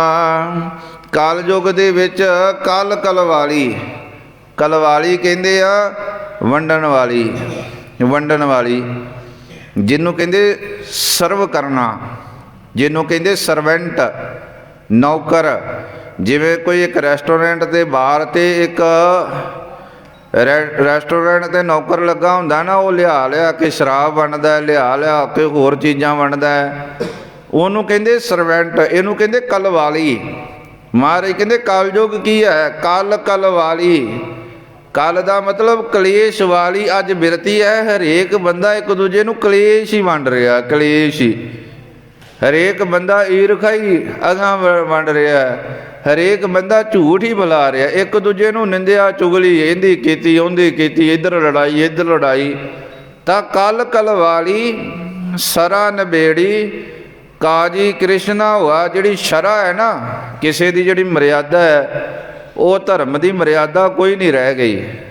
ਅੱਗੇ ਸ਼ਰਾ ਸੀ ਕਾਜੀਆਂ ਦੀ, ਸ਼ਰਾ ਸੀ ਬਾਹਮਣਾਂ ਦੀ, ਹਰੇਕ ਦੀ ਆਪੋ ਆਪਣੀ ਮਰਿਆਦਾ ਸੀ। ਉਸ ਮਰਿਆਦਾ 'ਚ ਵੀ ਕੋਈ ਪੱਕਾ ਨਹੀਂ ਹੈ। ਮਹਾਰਾਜ ਕਹਿੰਦੇ ਸ਼ਰਾ ਨਬੇੜੀ, ਸ਼ਰਾ ਨਬੇੜੀ ਤੋਂ ਭਾਵ ਖਤਮ ਹੋ ਗਈ। ਤੇ ਕਾਜੀ ਕ੍ਰਿਸ਼ਨਾ ਹੋਆ, ਹੁਣ ਕਾਜੀ ਕ੍ਰਿਸ਼ਨ ਬਣ ਕੇ ਬਹਿ ਗਿਆ। ਆਖੋ ਸਤਿਨਾਮ ਸ਼੍ਰੀ। ਕਾਜੀ ਕ੍ਰਿਸ਼ਨਾ ਹੋਆ, ਕਾਜੀ ਕ੍ਰਿਸ਼ਨਾ ਤੋਂ ਭਾਵ ਹੁਣ ਵੇਖਦੇ ਹੀ ਆ, ਇੱਕ ਦੂਜੇ ਦੇ ਡਰ ਕਰਕੇ, ਲੋਭ ਕਰਕੇ ਉਹਨਾਂ ਦੇ ਕਰਮ ਕਰੋ। ਜਿਵੇਂ ਮੈਂ ਕੱਲ੍ਹ ਵੀ ਬੇਨਤੀ ਕੀਤੀ ਸੀ, ਅਸੀਂ ਭਾਈਚਾਰਕ ਸਾਂਝ ਦੇ ਉੱਤੇ ਆਪਣੀ ਮਰਿਆਦਾ ਹੀ ਛੱਡ ਰਹੇ ਹਾਂ। ਆਖੋ ਸਤਿਨਾਮ ਸ਼੍ਰੀ। ਡਰ ਗਏ ਨਾ ਕਿ ਸਾਡੇ ਜੇ ਅਸੀਂ ਵਿਰੋਧ ਵਿੱਚ ਗਏ ਤਾਂ ਕਿਤੇ ਸਾਨੂੰ ਮਾਰ ਹੀ ਨਾ ਦੇਣ। ਹੁਣ ਉੱਥੇ ਹਿੰਦੁਸਤਾਨ ਵਿੱਚ ਵੀ ਕਾਜੀ ਡਰ ਹੀ ਗਏ ਨਾ, ਅਤੇ ਕ੍ਰਿਸ਼ਨਾ ਬਣ ਹੀ ਰਹੇ ਨਾ। ਆਖੋ ਸਤਿਨਾਮ ਸ਼੍ਰੀ। ਕਾਜੀ ਕ੍ਰਿਸ਼ਨਾ ਹੋਆ। ਤੇ ਮਹਾਰਾਜ ਕਹਿੰਦੇ ਬਾਣੀ ਬ੍ਰਹਮਾ ਵੇਦ ਅਥਰਮਣ, ਕਰਨੀ ਕੀਰਤ ਲਿਆ। ਸਾਹਿਬ ਜੀ ਕਹਿਣ ਲੱਗੇ ਜਿਹੜੀ ਬ੍ਰਹਮੇ ਨੇ ਬਾਣੀ ਉਚਾਰਨ ਕੀਤੀ, ਵੇਦ ਅਥਰਮਣ ਜਿਹੜੇ ਉਚਾਰਨ ਕੀਤੇ, ਕਰਨੀ ਕੀਰਤ ਲਿਆ।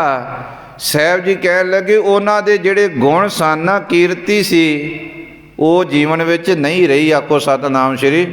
ਸ਼ੁਭ ਗੁਣ ਜੀਵਨ ਵਿੱਚੋਂ ਉੱਡ ਗਏ ਆ। ਤੇ ਗੁਰੂ ਜੀ ਕਹਿੰਦੇ ਪਤ ਵਿਣ ਪੂਜਾ, ਸਤ ਵਿਣ ਸੰਜਮ, ਜਤ ਵਿਣ ਕਾਹੇ ਜਨੇਊ। ਸਾਹਿਬ ਜੀ ਕਹਿੰਦੇ ਵੇਦ ਬ੍ਰਹਮਾ ਜਾਂ ਧਾਰਮਿਕ ਗ੍ਰੰਥ ਜਿਹੜੇ ਸਨ, ਉਹ ਚੰਗੇ ਗੁਣਾਂ ਦੀ ਗੱਲ ਕਰਦੇ, ਰੱਬ ਦੇ ਪਿਆਰ ਦੀ ਗੱਲ ਕਰਦੇ, ਸੇਵਾ ਭਾਵ ਦੀ ਗੱਲ ਕਰਦੇ, ਦਇਆ ਦੀ ਗੱਲ ਕਰਦੇ, ਆਪਸੀ ਸਾਂਝ ਦੀ ਗੱਲ ਕਰਦੇ, ਲੋਕਾਂ ਦਾ ਲੁੱਟਣਾ ਨਹੀਂ, ਹੱਕ ਪਰਾਇਆ ਖਾਣਾ ਨਹੀਂ, ਸਗੋਂ ਵੰਡਣ ਦੀ ਗੱਲ ਕਰਦੇ। ਤਾਂ ਮਹਾਰਾਜ ਕਹਿੰਦੇ ਸਿਰਫ ਧਰਮ ਦੇ ਕੱਪੜੇ ਹੀ ਰਹਿ ਗਏ ਲੋਕਾਂ ਦੇ ਕੋਲ। ਧਰਮ ਦਾ ਸਿਧਾਂਤ ਕੋਈ ਨਹੀਂ ਅੱਜ ਕੱਲ੍ਹ, ਧਰਮ ਦੇ ਕੱਪੜੇ ਹੈਗੇ ਆ। ਤਾਂ ਸਾਹਿਬ ਜੀ ਕਹਿੰਦੇ ਪਤ ਬਿਨ ਪੂਜਾ ਸਤ ਬਿਨ ਸੰਯਮ ਜਤ ਬਿਨ ਕਾਹੇ ਜਨੇਊ। ਸਾਹਿਬ ਜੀ ਕਹਿੰਦੇ ਜੇ ਤੇਰੀ ਇੱਜ਼ਤ ਹੀ ਨਹੀਂ ਹੈਗੀ, ਇੱਜ਼ਤ ਤੋਂ ਭਾਵ ਤੇਰਾ ਕਰੈਕਟਰ ਹੀ ਉੱਚਾ ਸੁੱਚਾ ਨਹੀਂ ਹੈ, ਤੇ ਤੂੰ ਕੀ ਰੱਬ ਦੀ ਪੂਜਾ ਕਰੇਂਗਾ। ਪੂਜਾ ਤੋਂ ਭਾਵ ਜਦੋਂ ਤੂੰ ਰੱਬ ਦੀ ਪੂਜਾ ਨੂੰ ਬਹਿਂਗਾ ਤੇ ਲੋਕਾਂ ਨੇ ਕਹਿਣਾ ਵੇਖੋ 900 ਚੂਹੇ ਖਾ ਕੇ ਬਿੱਲੀ ਹੱਜ ਨੂੰ ਚੱਲੀ। ਆਖੋ ਸਤਨਾਮ ਸ਼੍ਰੀ। ਕਿ ਨਾਲੇ ਤਾਂ ਪਾਪ ਕਰਮ ਕਰ ਰਹੇ ਆ, ਨਾਲੇ ਤਾਂ ਝੂਠ ਬੋਲ ਰਹੇ ਆ, ਨਾਲੇ ਤਾਂ ਮਾੜੇ ਕੰਮ ਕਰ ਰਹੇ ਆ, ਤੇ ਨਾਲੇ ਰੱਬ ਦੇ ਨਾਮ ਦੀ ਪੂਜਾ ਕਰਨੇ ਆ, ਇਹਦੇ ਨਾਲ ਰੱਬ ਨੂੰ ਵੀ ਬਦਨਾਮ ਕਰਨੇ ਆ। ਤਾਂ ਮਹਾਰਾਜ ਕਹਿੰਦੇ ਤੇਰੇ ਕੋਲ ਇੱਜ਼ਤ ਹੀ ਨਹੀਂ। ਪਤ ਬਿਨ ਪੂਜਾ, ਇੱਜ਼ਤ ਤੋਂ ਬਗੈਰ ਕਾਹਦੀ ਪੂਜਾ। ਜੇ ਤੇਰੇ ਕੋਲ ਪਾਤਰਤਾ ਹੀ ਨਹੀਂ, ਯੋਗਤਾ ਹੀ ਨਹੀਂ, ਤੇ ਤੂੰ ਕਿਵੇਂ ਰੱਬ ਦੀ ਪੂਜਾ ਕਰ ਸਕਦਾ ਹੈ। ਸਤ ਬਿਨ ਸੰਯਮ, ਤੇ ਤੇਰੇ ਕੋਲ ਜੀਵਨ ਵਿੱਚ ਕਰੈਕਟਰ ਹੀ ਉੱਚਾ ਸੁੱਚਾ ਨਹੀਂ ਹੈ, ਤੇਰਾ ਕਿਰਦਾਰ ਹੀ ਉੱਚਾ ਨਹੀਂ, ਤੇ ਕਾਹਦਾ ਸੰਜਮੀ ਤੂੰ। ਬਾਹਰੋਂ ਜਿੰਨੇ ਮਰਜ਼ੀ ਹੱਥ ਮਾਂਜੀ ਜਾ, ਬਾਹਰੋਂ ਜਿੰਨਾ ਮਰਜ਼ੀ ਨਹਾਈ ਜਾ, ਜੇ ਤੂੰ ਵਾਸ਼ਨਾ ਹੀ ਨਹੀਂ ਛੱਡ ਰਿਹਾ ਤੇ ਮਹਾਰਾਜ ਕਹਿੰਦੇ ਕਿਵੇਂ ਪਵਿੱਤਰ ਹੋਏਗਾ। ਵਾਸ਼ਨਾ ਛੱਡੇਗਾ ਤੇ ਪਵਿੱਤਰ ਹੋਏਗਾ ਨਾ, ਕਾਮ ਵਾਸ਼ਨਾ ਨੂੰ ਗਲੋਂ ਲਾਏਗਾ ਤੇ ਪਵਿੱਤਰ ਹੋਏਗਾ ਨਾ। ਤੇ ਵੇਖੋ ਲੋਕਾਂ ਨੇ ਪਤਾ ਕਿ ਪਵਿੱਤਰਤਾ ਦਾ ਇੱਕ ਹੋਰ ਹੀ ਨਜ਼ਰੀਆ ਬਣਾ ਲਿਆ। ਕਿਵੇਂ ਦਾ ਕਿ ਕੰਮ ਮਾੜੇ ਕਰੋ ਤੇ ਫਿਰ ਨਹਾ ਲਓ ਤੇ ਪਵਿੱਤਰ ਹੋ ਜਾਓ। ਆਖੋ ਸਤਨਾਮ ਸ਼੍ਰੀ। ਜਿਵੇਂ ਕੱਲ੍ਹ ਹੀ ਪਰਸੋਂ ਤੂੰ ਦੱਸ ਹੀ ਰਿਹਾ ਸੀ ਇੱਕ ਦਿਨ, ਹੁਣ ਤੂੰ ਇੱਥੇ ਬੈਠਾ ਹੀ ਹੈ, ਤੇ ਆਹ ਸਿੱਖ ਪੁੱਛਦਾ ਸੀ ਇੱਕ ਦਿਨ ਕਿ ਬਾਣੀ ਨਹਾ ਕੇ ਪੜ੍ਹਨੀ ਚਾਹੀਦੀ ਹੈ ਕਿ ਨਹੀਂ ਨਹਾ ਕੇ ਪੜ੍ਹਨੀ ਚਾਹੀਦੀ। ਹੁਣ ਵੇਖੋ ਮਰਿਆਦਾ ਤਾਂ ਹੈ, ਨਹਾਉਣਾ ਚਾਹੀਦਾ ਹੈ, ਸਵੇਰੇ ਅੰਮ੍ਰਿਤ ਵੇਲੇ ਨਹਾ ਲੈਣਾ ਚਾਹੀਦਾ, ਜਦੋਂ ਉੱਠਦੇ ਹਾਂ ਸਰੀਰ ਦੀ ਪਵਿੱਤਰਤਾ ਰੱਖਣੀ ਚਾਹੀਦੀ ਹੈ। ਤੇ ਹੁਣ ਇਹਨੇ ਆਪਦੇ ਦੋਸਤ ਤੋਂ ਪੁੱਛਿਆ ਸੀ, ਜਿਹੜੇ ਦੋਸਤ ਤੋਂ ਪੁੱਛਿਆ ਸੀ ਉਹ ਕੀ ਕਹਿੰਦਾ ਜੇ ਤਾਂ ਇਹ ਆਂਡਾ ਮੀਟ ਖਾਧਾ ਹੈ ਨਾ ਫਿਰ ਨਹਾ ਲਾ, ਨਹੀਂ ਤੇ ਫਿਰ ਤਾਂ ਲੋੜ ਨਹੀਂ। ਆਖੋ ਸਤਨਾਮ ਸ਼੍ਰੀ। ਤੇ ਇਹਦਾ ਮਤਲਬ ਕਿ ਆਂਡਾ ਮੀਟ ਖਾਣ ਤੋਂ ਬਾਅਦ ਨਹਾ ਲਈਏ ਤੇ ਪਵਿੱਤਰ ਹੋ ਜਾਈਦਾ। ਆਖੋ ਸਤਨਾਮ ਸ਼੍ਰੀ। ਆਂਡਾ ਮੀਟ ਖਾਣਾ ਜੇ ਗੁਨਾਹ ਹੈ, ਪਾਪ ਹੈ, ਤਾਂ ਫਿਰ ਤੂੰ ਉਹਨੂੰ ਨਹਾ ਕੇ ਪਵਿੱਤਰ ਕਿਵੇਂ ਹੋ ਸਕਦਾ। ਉਹ ਤਾਂ ਤੇਰੇ ਅੰਦਰ ਹੈ, ਫਿਰ ਤੂੰ ਤਾਂ ਗੁਨਾਹ ਕਰ ਚੁੱਕੀਆਂ। ਉਧਰੋਂ ਵਾਸ਼ਨਾ ਭੋਗ ਲਓ, ਪਰਾਇਆ ਰੂਪ ਮੰਨ ਲਓ, ਪਰਾਇਆ ਕੰਮ ਕਰ ਲਓ, ਗਲਤ ਕੰਮ ਕਰ ਲਓ, ਤੇ ਫਿਰ ਕਹੋ ਨਹਾ ਕੇ ਗੁਰੂ ਸਾਹਿਬ ਜੀ ਤਾਬਿਆ ਬਹਿ ਜਾਂਗੇ, ਕਿਵੇਂ ਹੋ ਸਕਦਾ ਹੈ। ਉਧਰੋਂ ਸ਼ਰਾਬ ਪੀ ਲਓ, ਮਾੜੇ ਕੰਮ ਕਰ ਲਓ, ਫਿਰ ਕਹੀਏ ਜੀ ਨਹਾ ਕੇ ਗੁਰੂ ਸਾਹਿਬ ਜੀ ਦੀ, ਇਹ ਕਿਵੇਂ ਹੋ ਸਕਦਾ। ਤੁਸੀਂ ਆਪ ਸਿਆਣੇ ਹੋ ਕਿਵੇਂ ਹੋ ਸਕਦਾ। ਗੁਨਾਹ ਕਰੀਏ ਤੇ ਗੁਨਾਹ ਕਰਕੇ ਇਹ ਕਹੀਏ ਬੇਈਮਾਨੀ ਕੀਤੀ, ਜੇ ਬਾਹਰੋਂ ਬੜੀ ਪਵਿੱਤਰਤਾ ਰੱਖ ਲਈਏ, ਸੁਚਮਤਾ ਰੱਖ ਲਈਏ, ਚੁਲੀਆਂ ਭਰ ਲਈਏ, ਇਹ ਤੁਸੀਂ ਕਿਵੇਂ ਪਵਿੱਤਰ ਹੋ ਸਕਦੇ ਹੋ। ਕਿਉਂਕਿ ਗੁਨਾਹ ਕਰਨ ਵਾਲੀ ਬਿਰਤੀ ਤਾਂ ਅੰਦਰ ਚੱਲ ਰਹੀ ਹੈ। ਆਖੋ ਸਤਨਾਮ ਸ਼੍ਰੀ। ਉਹ ਪਵਿੱਤਰਤਾ ਕਾਹਦੀ ਪਵਿੱਤਰਤਾ ਹੋਏਗੀ, ਉਹ ਤਾਂ ਪਖੰਡ ਬਣ ਜਾਏਗਾ। ਹਾਂ, ਬਾਹਰੋਂ ਸਰੀਰ ਦੀ ਸਫਾਈ ਰੱਖਣ ਦੀ ਇੱਕ ਮਰਿਆਦਾ ਹੈ ਜੋ ਅਸੀਂ ਰੱਖਦੇ ਹਾਂ, ਪਰ ਇੱਕ ਸ਼ੁਭ ਗੁਣਾਂ ਨੂੰ ਜੀਵਨ 'ਚ ਧਾਰਨ ਕਰਨਾ ਤੇ ਫਿਰ ਕੁਝ ਕਰਨਾ, ਫਿਰ ਜੀਵਨ ਪ੍ਰਵਾਨ ਹੁੰਦਾ ਹੈ। ਤਾਂ ਮਹਾਰਾਜ ਕਹਿੰਦੇ ਸਤ ਬਿਨ ਸੰਯਮ, ਸਤ ਤੋਂ ਬਗੈਰ ਦੱਸ ਕਾਹਦਾ ਸੰਯਮ। ਸੰਯਮ ਤੋਂ ਬਗੈਰ ਦੱਸ ਜਿਹੜਾ ਸੰਯਮ ਹੈ ਤੇਰੇ ਜੀਵਨ ਦਾ। ਸੰਯਮ ਦਾ ਮਤਲਬ ਹੈ ਸੰਯਮ ਰੱਖਣਾ।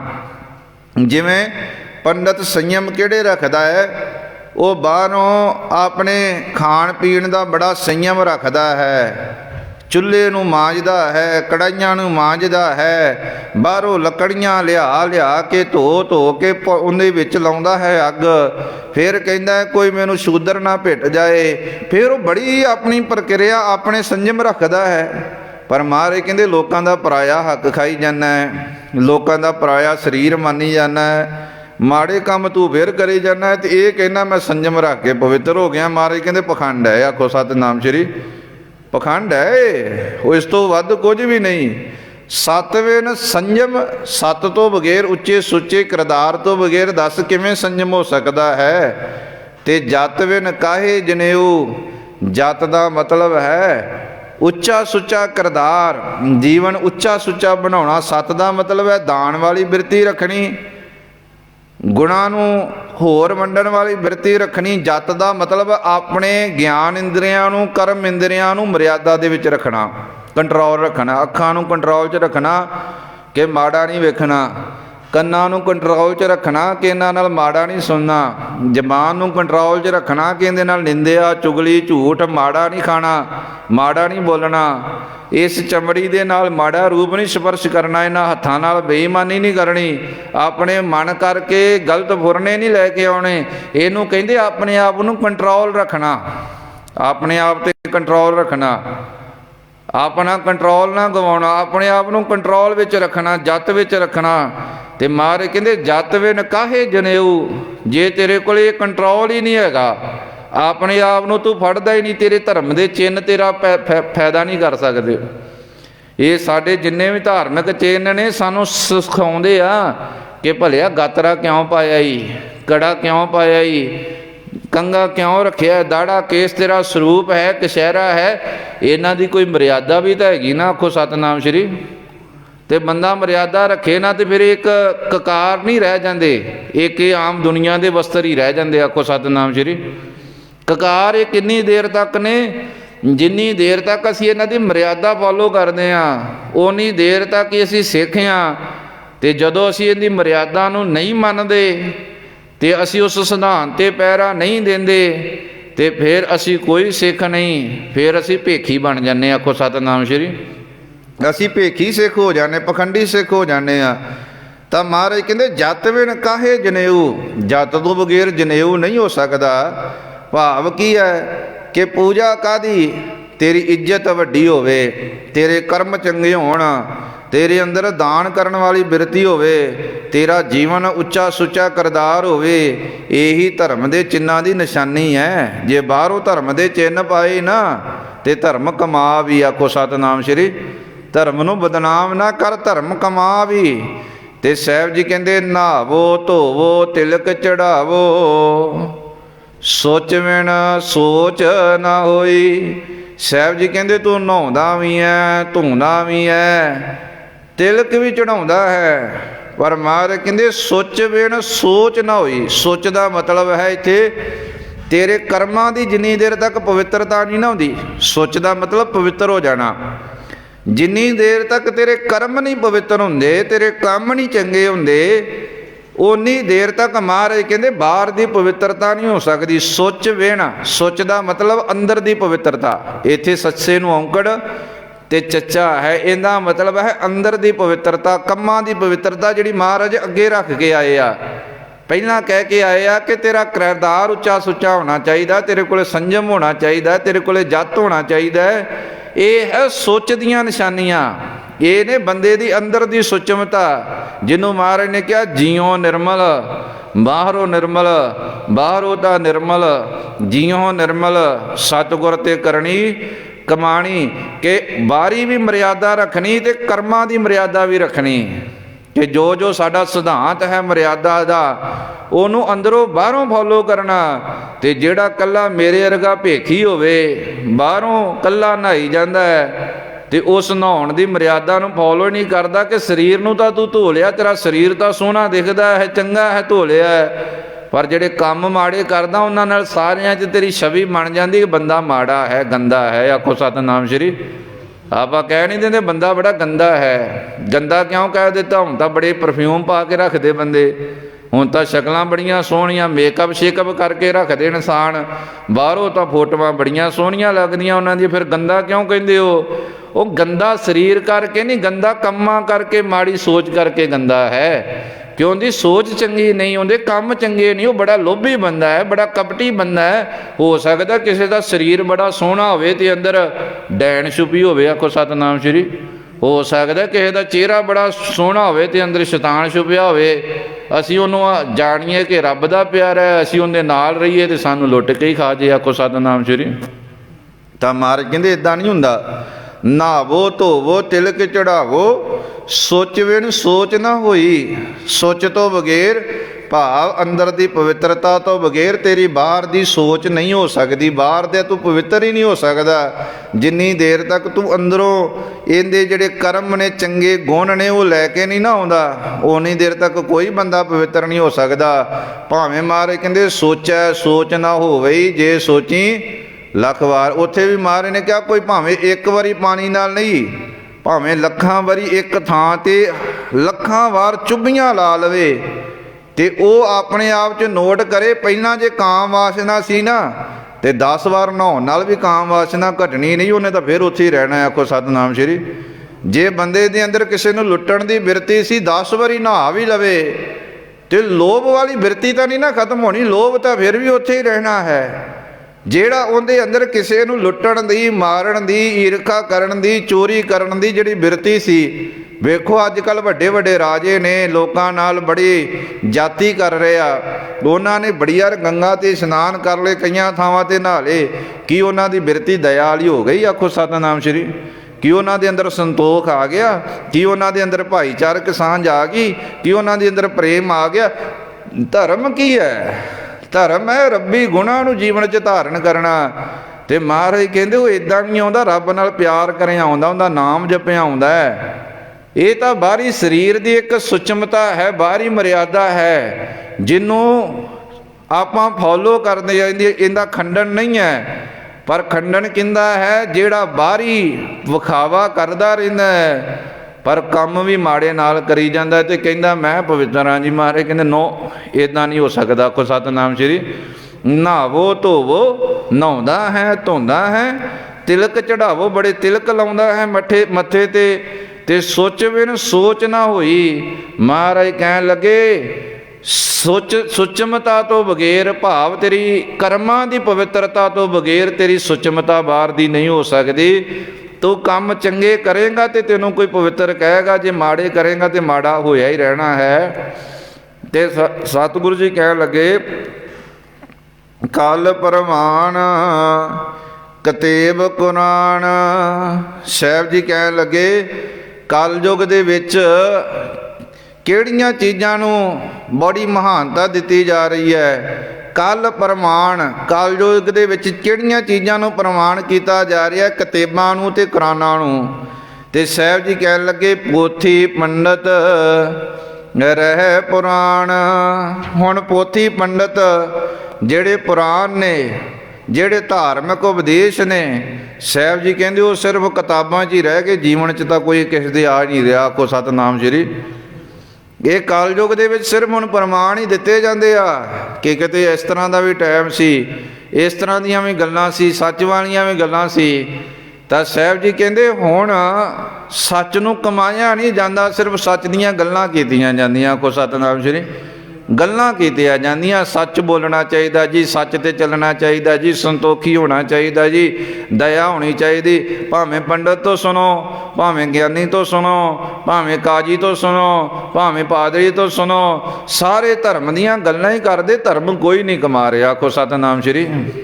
ਧਰਮ ਦੀਆਂ ਗੱਲਾਂ ਕਰਨ ਨਾਲ ਤਾਂ ਧਰਮ ਨਹੀਂ ਨਾ ਮਿਲਦਾ। ਧਰਮ ਤਾਂ ਕਮਾਉਣ ਵਾਲਾ ਵਿਸ਼ਾ ਹੈ ਨਾ, ਜੀਵਨ 'ਚ ਕਮਾਇਆ ਨਹੀਂ ਜਾ ਰਿਹਾ। ਤਾਂ ਸਾਹਿਬ ਜੀ ਕਹਿੰਦੇ ਨਾਨਕ ਨਾਉ ਭਇਆ ਰਹਿਮਾਨ, ਕਰਤਾ ਕਰ ਕਰਤਾ ਤੂੰ ਏਕੋ ਜਾਣ। ਸਾਹਿਬ ਜੀ ਕਹਿੰਦੇ ਅੱਜ ਕੱਲ੍ਹ ਸਾਰਾ ਸਿਸਟਮ ਬਦਲ ਗਿਆ ਹੈ, ਕੋਈ ਕਿਸੇ ਦੇ ਧਰਮ ਦੀ ਮਰਿਆਦਾ ਨਹੀਂ ਰਹੀ। ਇਹ ਸਭ ਕੁਝ ਬਦਲ ਚੁੱਕਿਆ ਹੈ। ਕਿਉਂ? ਬੰਦੇ ਦੀ ਵਿਚਾਰਧਾਰਾ ਬਦਲ ਗਈ ਹੈ। ਪਰ ਮਹਾਰਾਜ ਕਹਿੰਦੇ ਮੈਂ ਤੇਰੇ ਵਾਹਿਗੁਰੂ ਦਰ ਦਾ ਸੇਵਕ ਹਾਂ ਤੇ ਤੂੰ ਕਰਤਾ ਹੈ, ਤੂੰ ਹੀ ਇੱਕ ਵਾਹਿਗੁਰੂ ਹੈ। ਮੈਂ ਨਾ ਕਿਸੇ ਕਿਤਾਬ ਨੂੰ ਜਾਣਦਾ, ਨਾ ਕਿਸੇ ਪੁਰਾਣ ਨੂੰ ਜਾਣਦਾ, ਮੈਂ ਤੇਰੇ ਦਰ ਦਾ ਸੇਵਕ ਹਾਂ ਤੇ ਤੂੰ ਇੱਕ ਕਰਨ ਵਾਲਾ ਵਾਹਿਗੁਰੂ ਪਰਮੇਸ਼ਵਰ ਹੈ। ਮੈਂ ਕਰਤੇ ਵਾਹਿਗੁਰੂ ਨੂੰ ਹੀ ਮੰਨਦਾ ਹਾਂ। ਤਾਂ ਗੁਰੂ ਜੀ ਕਹਿੰਦੇ ਨਾਨਕ ਨਾਮ ਮਿਲੈ ਵਡਿਆਈ, ਏਦੋਂ ਉੱਪਰ ਕਰਮ ਨਹੀਂ। ਸਾਹਿਬ ਜੀ ਕਹਿੰਦੇ ਜਿਸ ਕਲਯੁਗ ਦੇ ਵਿੱਚ ਸਾਨੂੰ ਵਾਹਿਗੁਰੂ ਦਾ ਨਾਮ ਮਿਲ ਜੇ ਤੇ ਚੰਗੇ ਗੁਣ ਮਿਲ ਜਾਣ ਨਾ, ਨਾਨਕ ਨਾਮ ਮਿਲੈ ਵਡਿਆਈ। ਵਡਿਆਈ ਦਾ ਮਤਲਬ ਹੈ ਗੁਰੂ ਦੀ ਦੱਸੀ ਹੋਈ ਮਰਿਆਦਾ ਅਸੀਂ ਜੀਵਨ 'ਚ ਰੱਖ ਲਈਏ, ਕਿਉਂਕਿ ਮਰਿਆਦਾ ਨੇ ਸਾਡੀ ਵਡਿਆਈ ਕਰਾਉਣੀ ਹੈ, ਹੋਰ ਕਿਸੇ ਨੇ ਨਹੀਂ ਕਰਾਉਣੀ। ਆਖੋ ਸਤਿਨਾਮ ਸ਼੍ਰੀ। ਆਪਾਂ ਕਿਵੇਂ ਕਹਿ ਸਕਦੇ ਸਿੱਖ ਬਹੁਤ ਉੱਚਾ ਸੁੱਚਾ ਹੈ? ਕਿਉਂ? ਉਹਦਾ ਕਿਰਦਾਰ ਉੱਚਾ ਸੁੱਚਾ ਹੈ, ਉਹਦਾ ਕਰੈਕਟਰ ਉੱਚਾ ਸੁੱਚਾ ਹੈ, ਉਹ ਸੱਚ 'ਤੇ ਤੁਰਦਾ ਹੈ, ਧਰਮ ਵਾਸਤੇ ਕੁਰਬਾਨ ਹੁੰਦਾ ਹੈ, ਤਾਂ ਹੀ ਉਹਨਾਂ ਦੀ ਵਡਿਆਈ ਹੈ ਨਾ। ਤੇ ਜੇ ਕਹੀਏ ਇਕੱਲਾ ਨਾਮ ਹੀ ਆਪਣੇ ਕੋਲ ਹੋਵੇ, ਨਾਮ ਤੋਂ ਭਾਵ ਕਿ ਮੈਂ ਇਕੱਲਾ ਸਿੱਖ ਹੀ ਹਾਂ, ਇਕੱਲਾ ਬਾਹਰੋਂ ਖਾਲਸਾ ਹੀ ਹਾਂ, ਤੇ ਖਾਲਸੇ ਵਾਲਾ ਇੱਕ ਵੀ ਗੁਣ ਨਾ ਹੋਵੇ ਤੇ ਫਿਰ ਉਹ ਭੇਖੀ ਬਣ ਜਾਂਦੇ ਆਪਾਂ। ਭੇਖੀ ਤੋਂ ਭਾਵ ਪਖੰਡੀ ਬਣ ਜਾਂਦੇ, ਜਿਨ੍ਹਾਂ ਦੀ ਫਿਰ ਕੋਈ ਇੱਜ਼ਤ ਨਹੀਂ।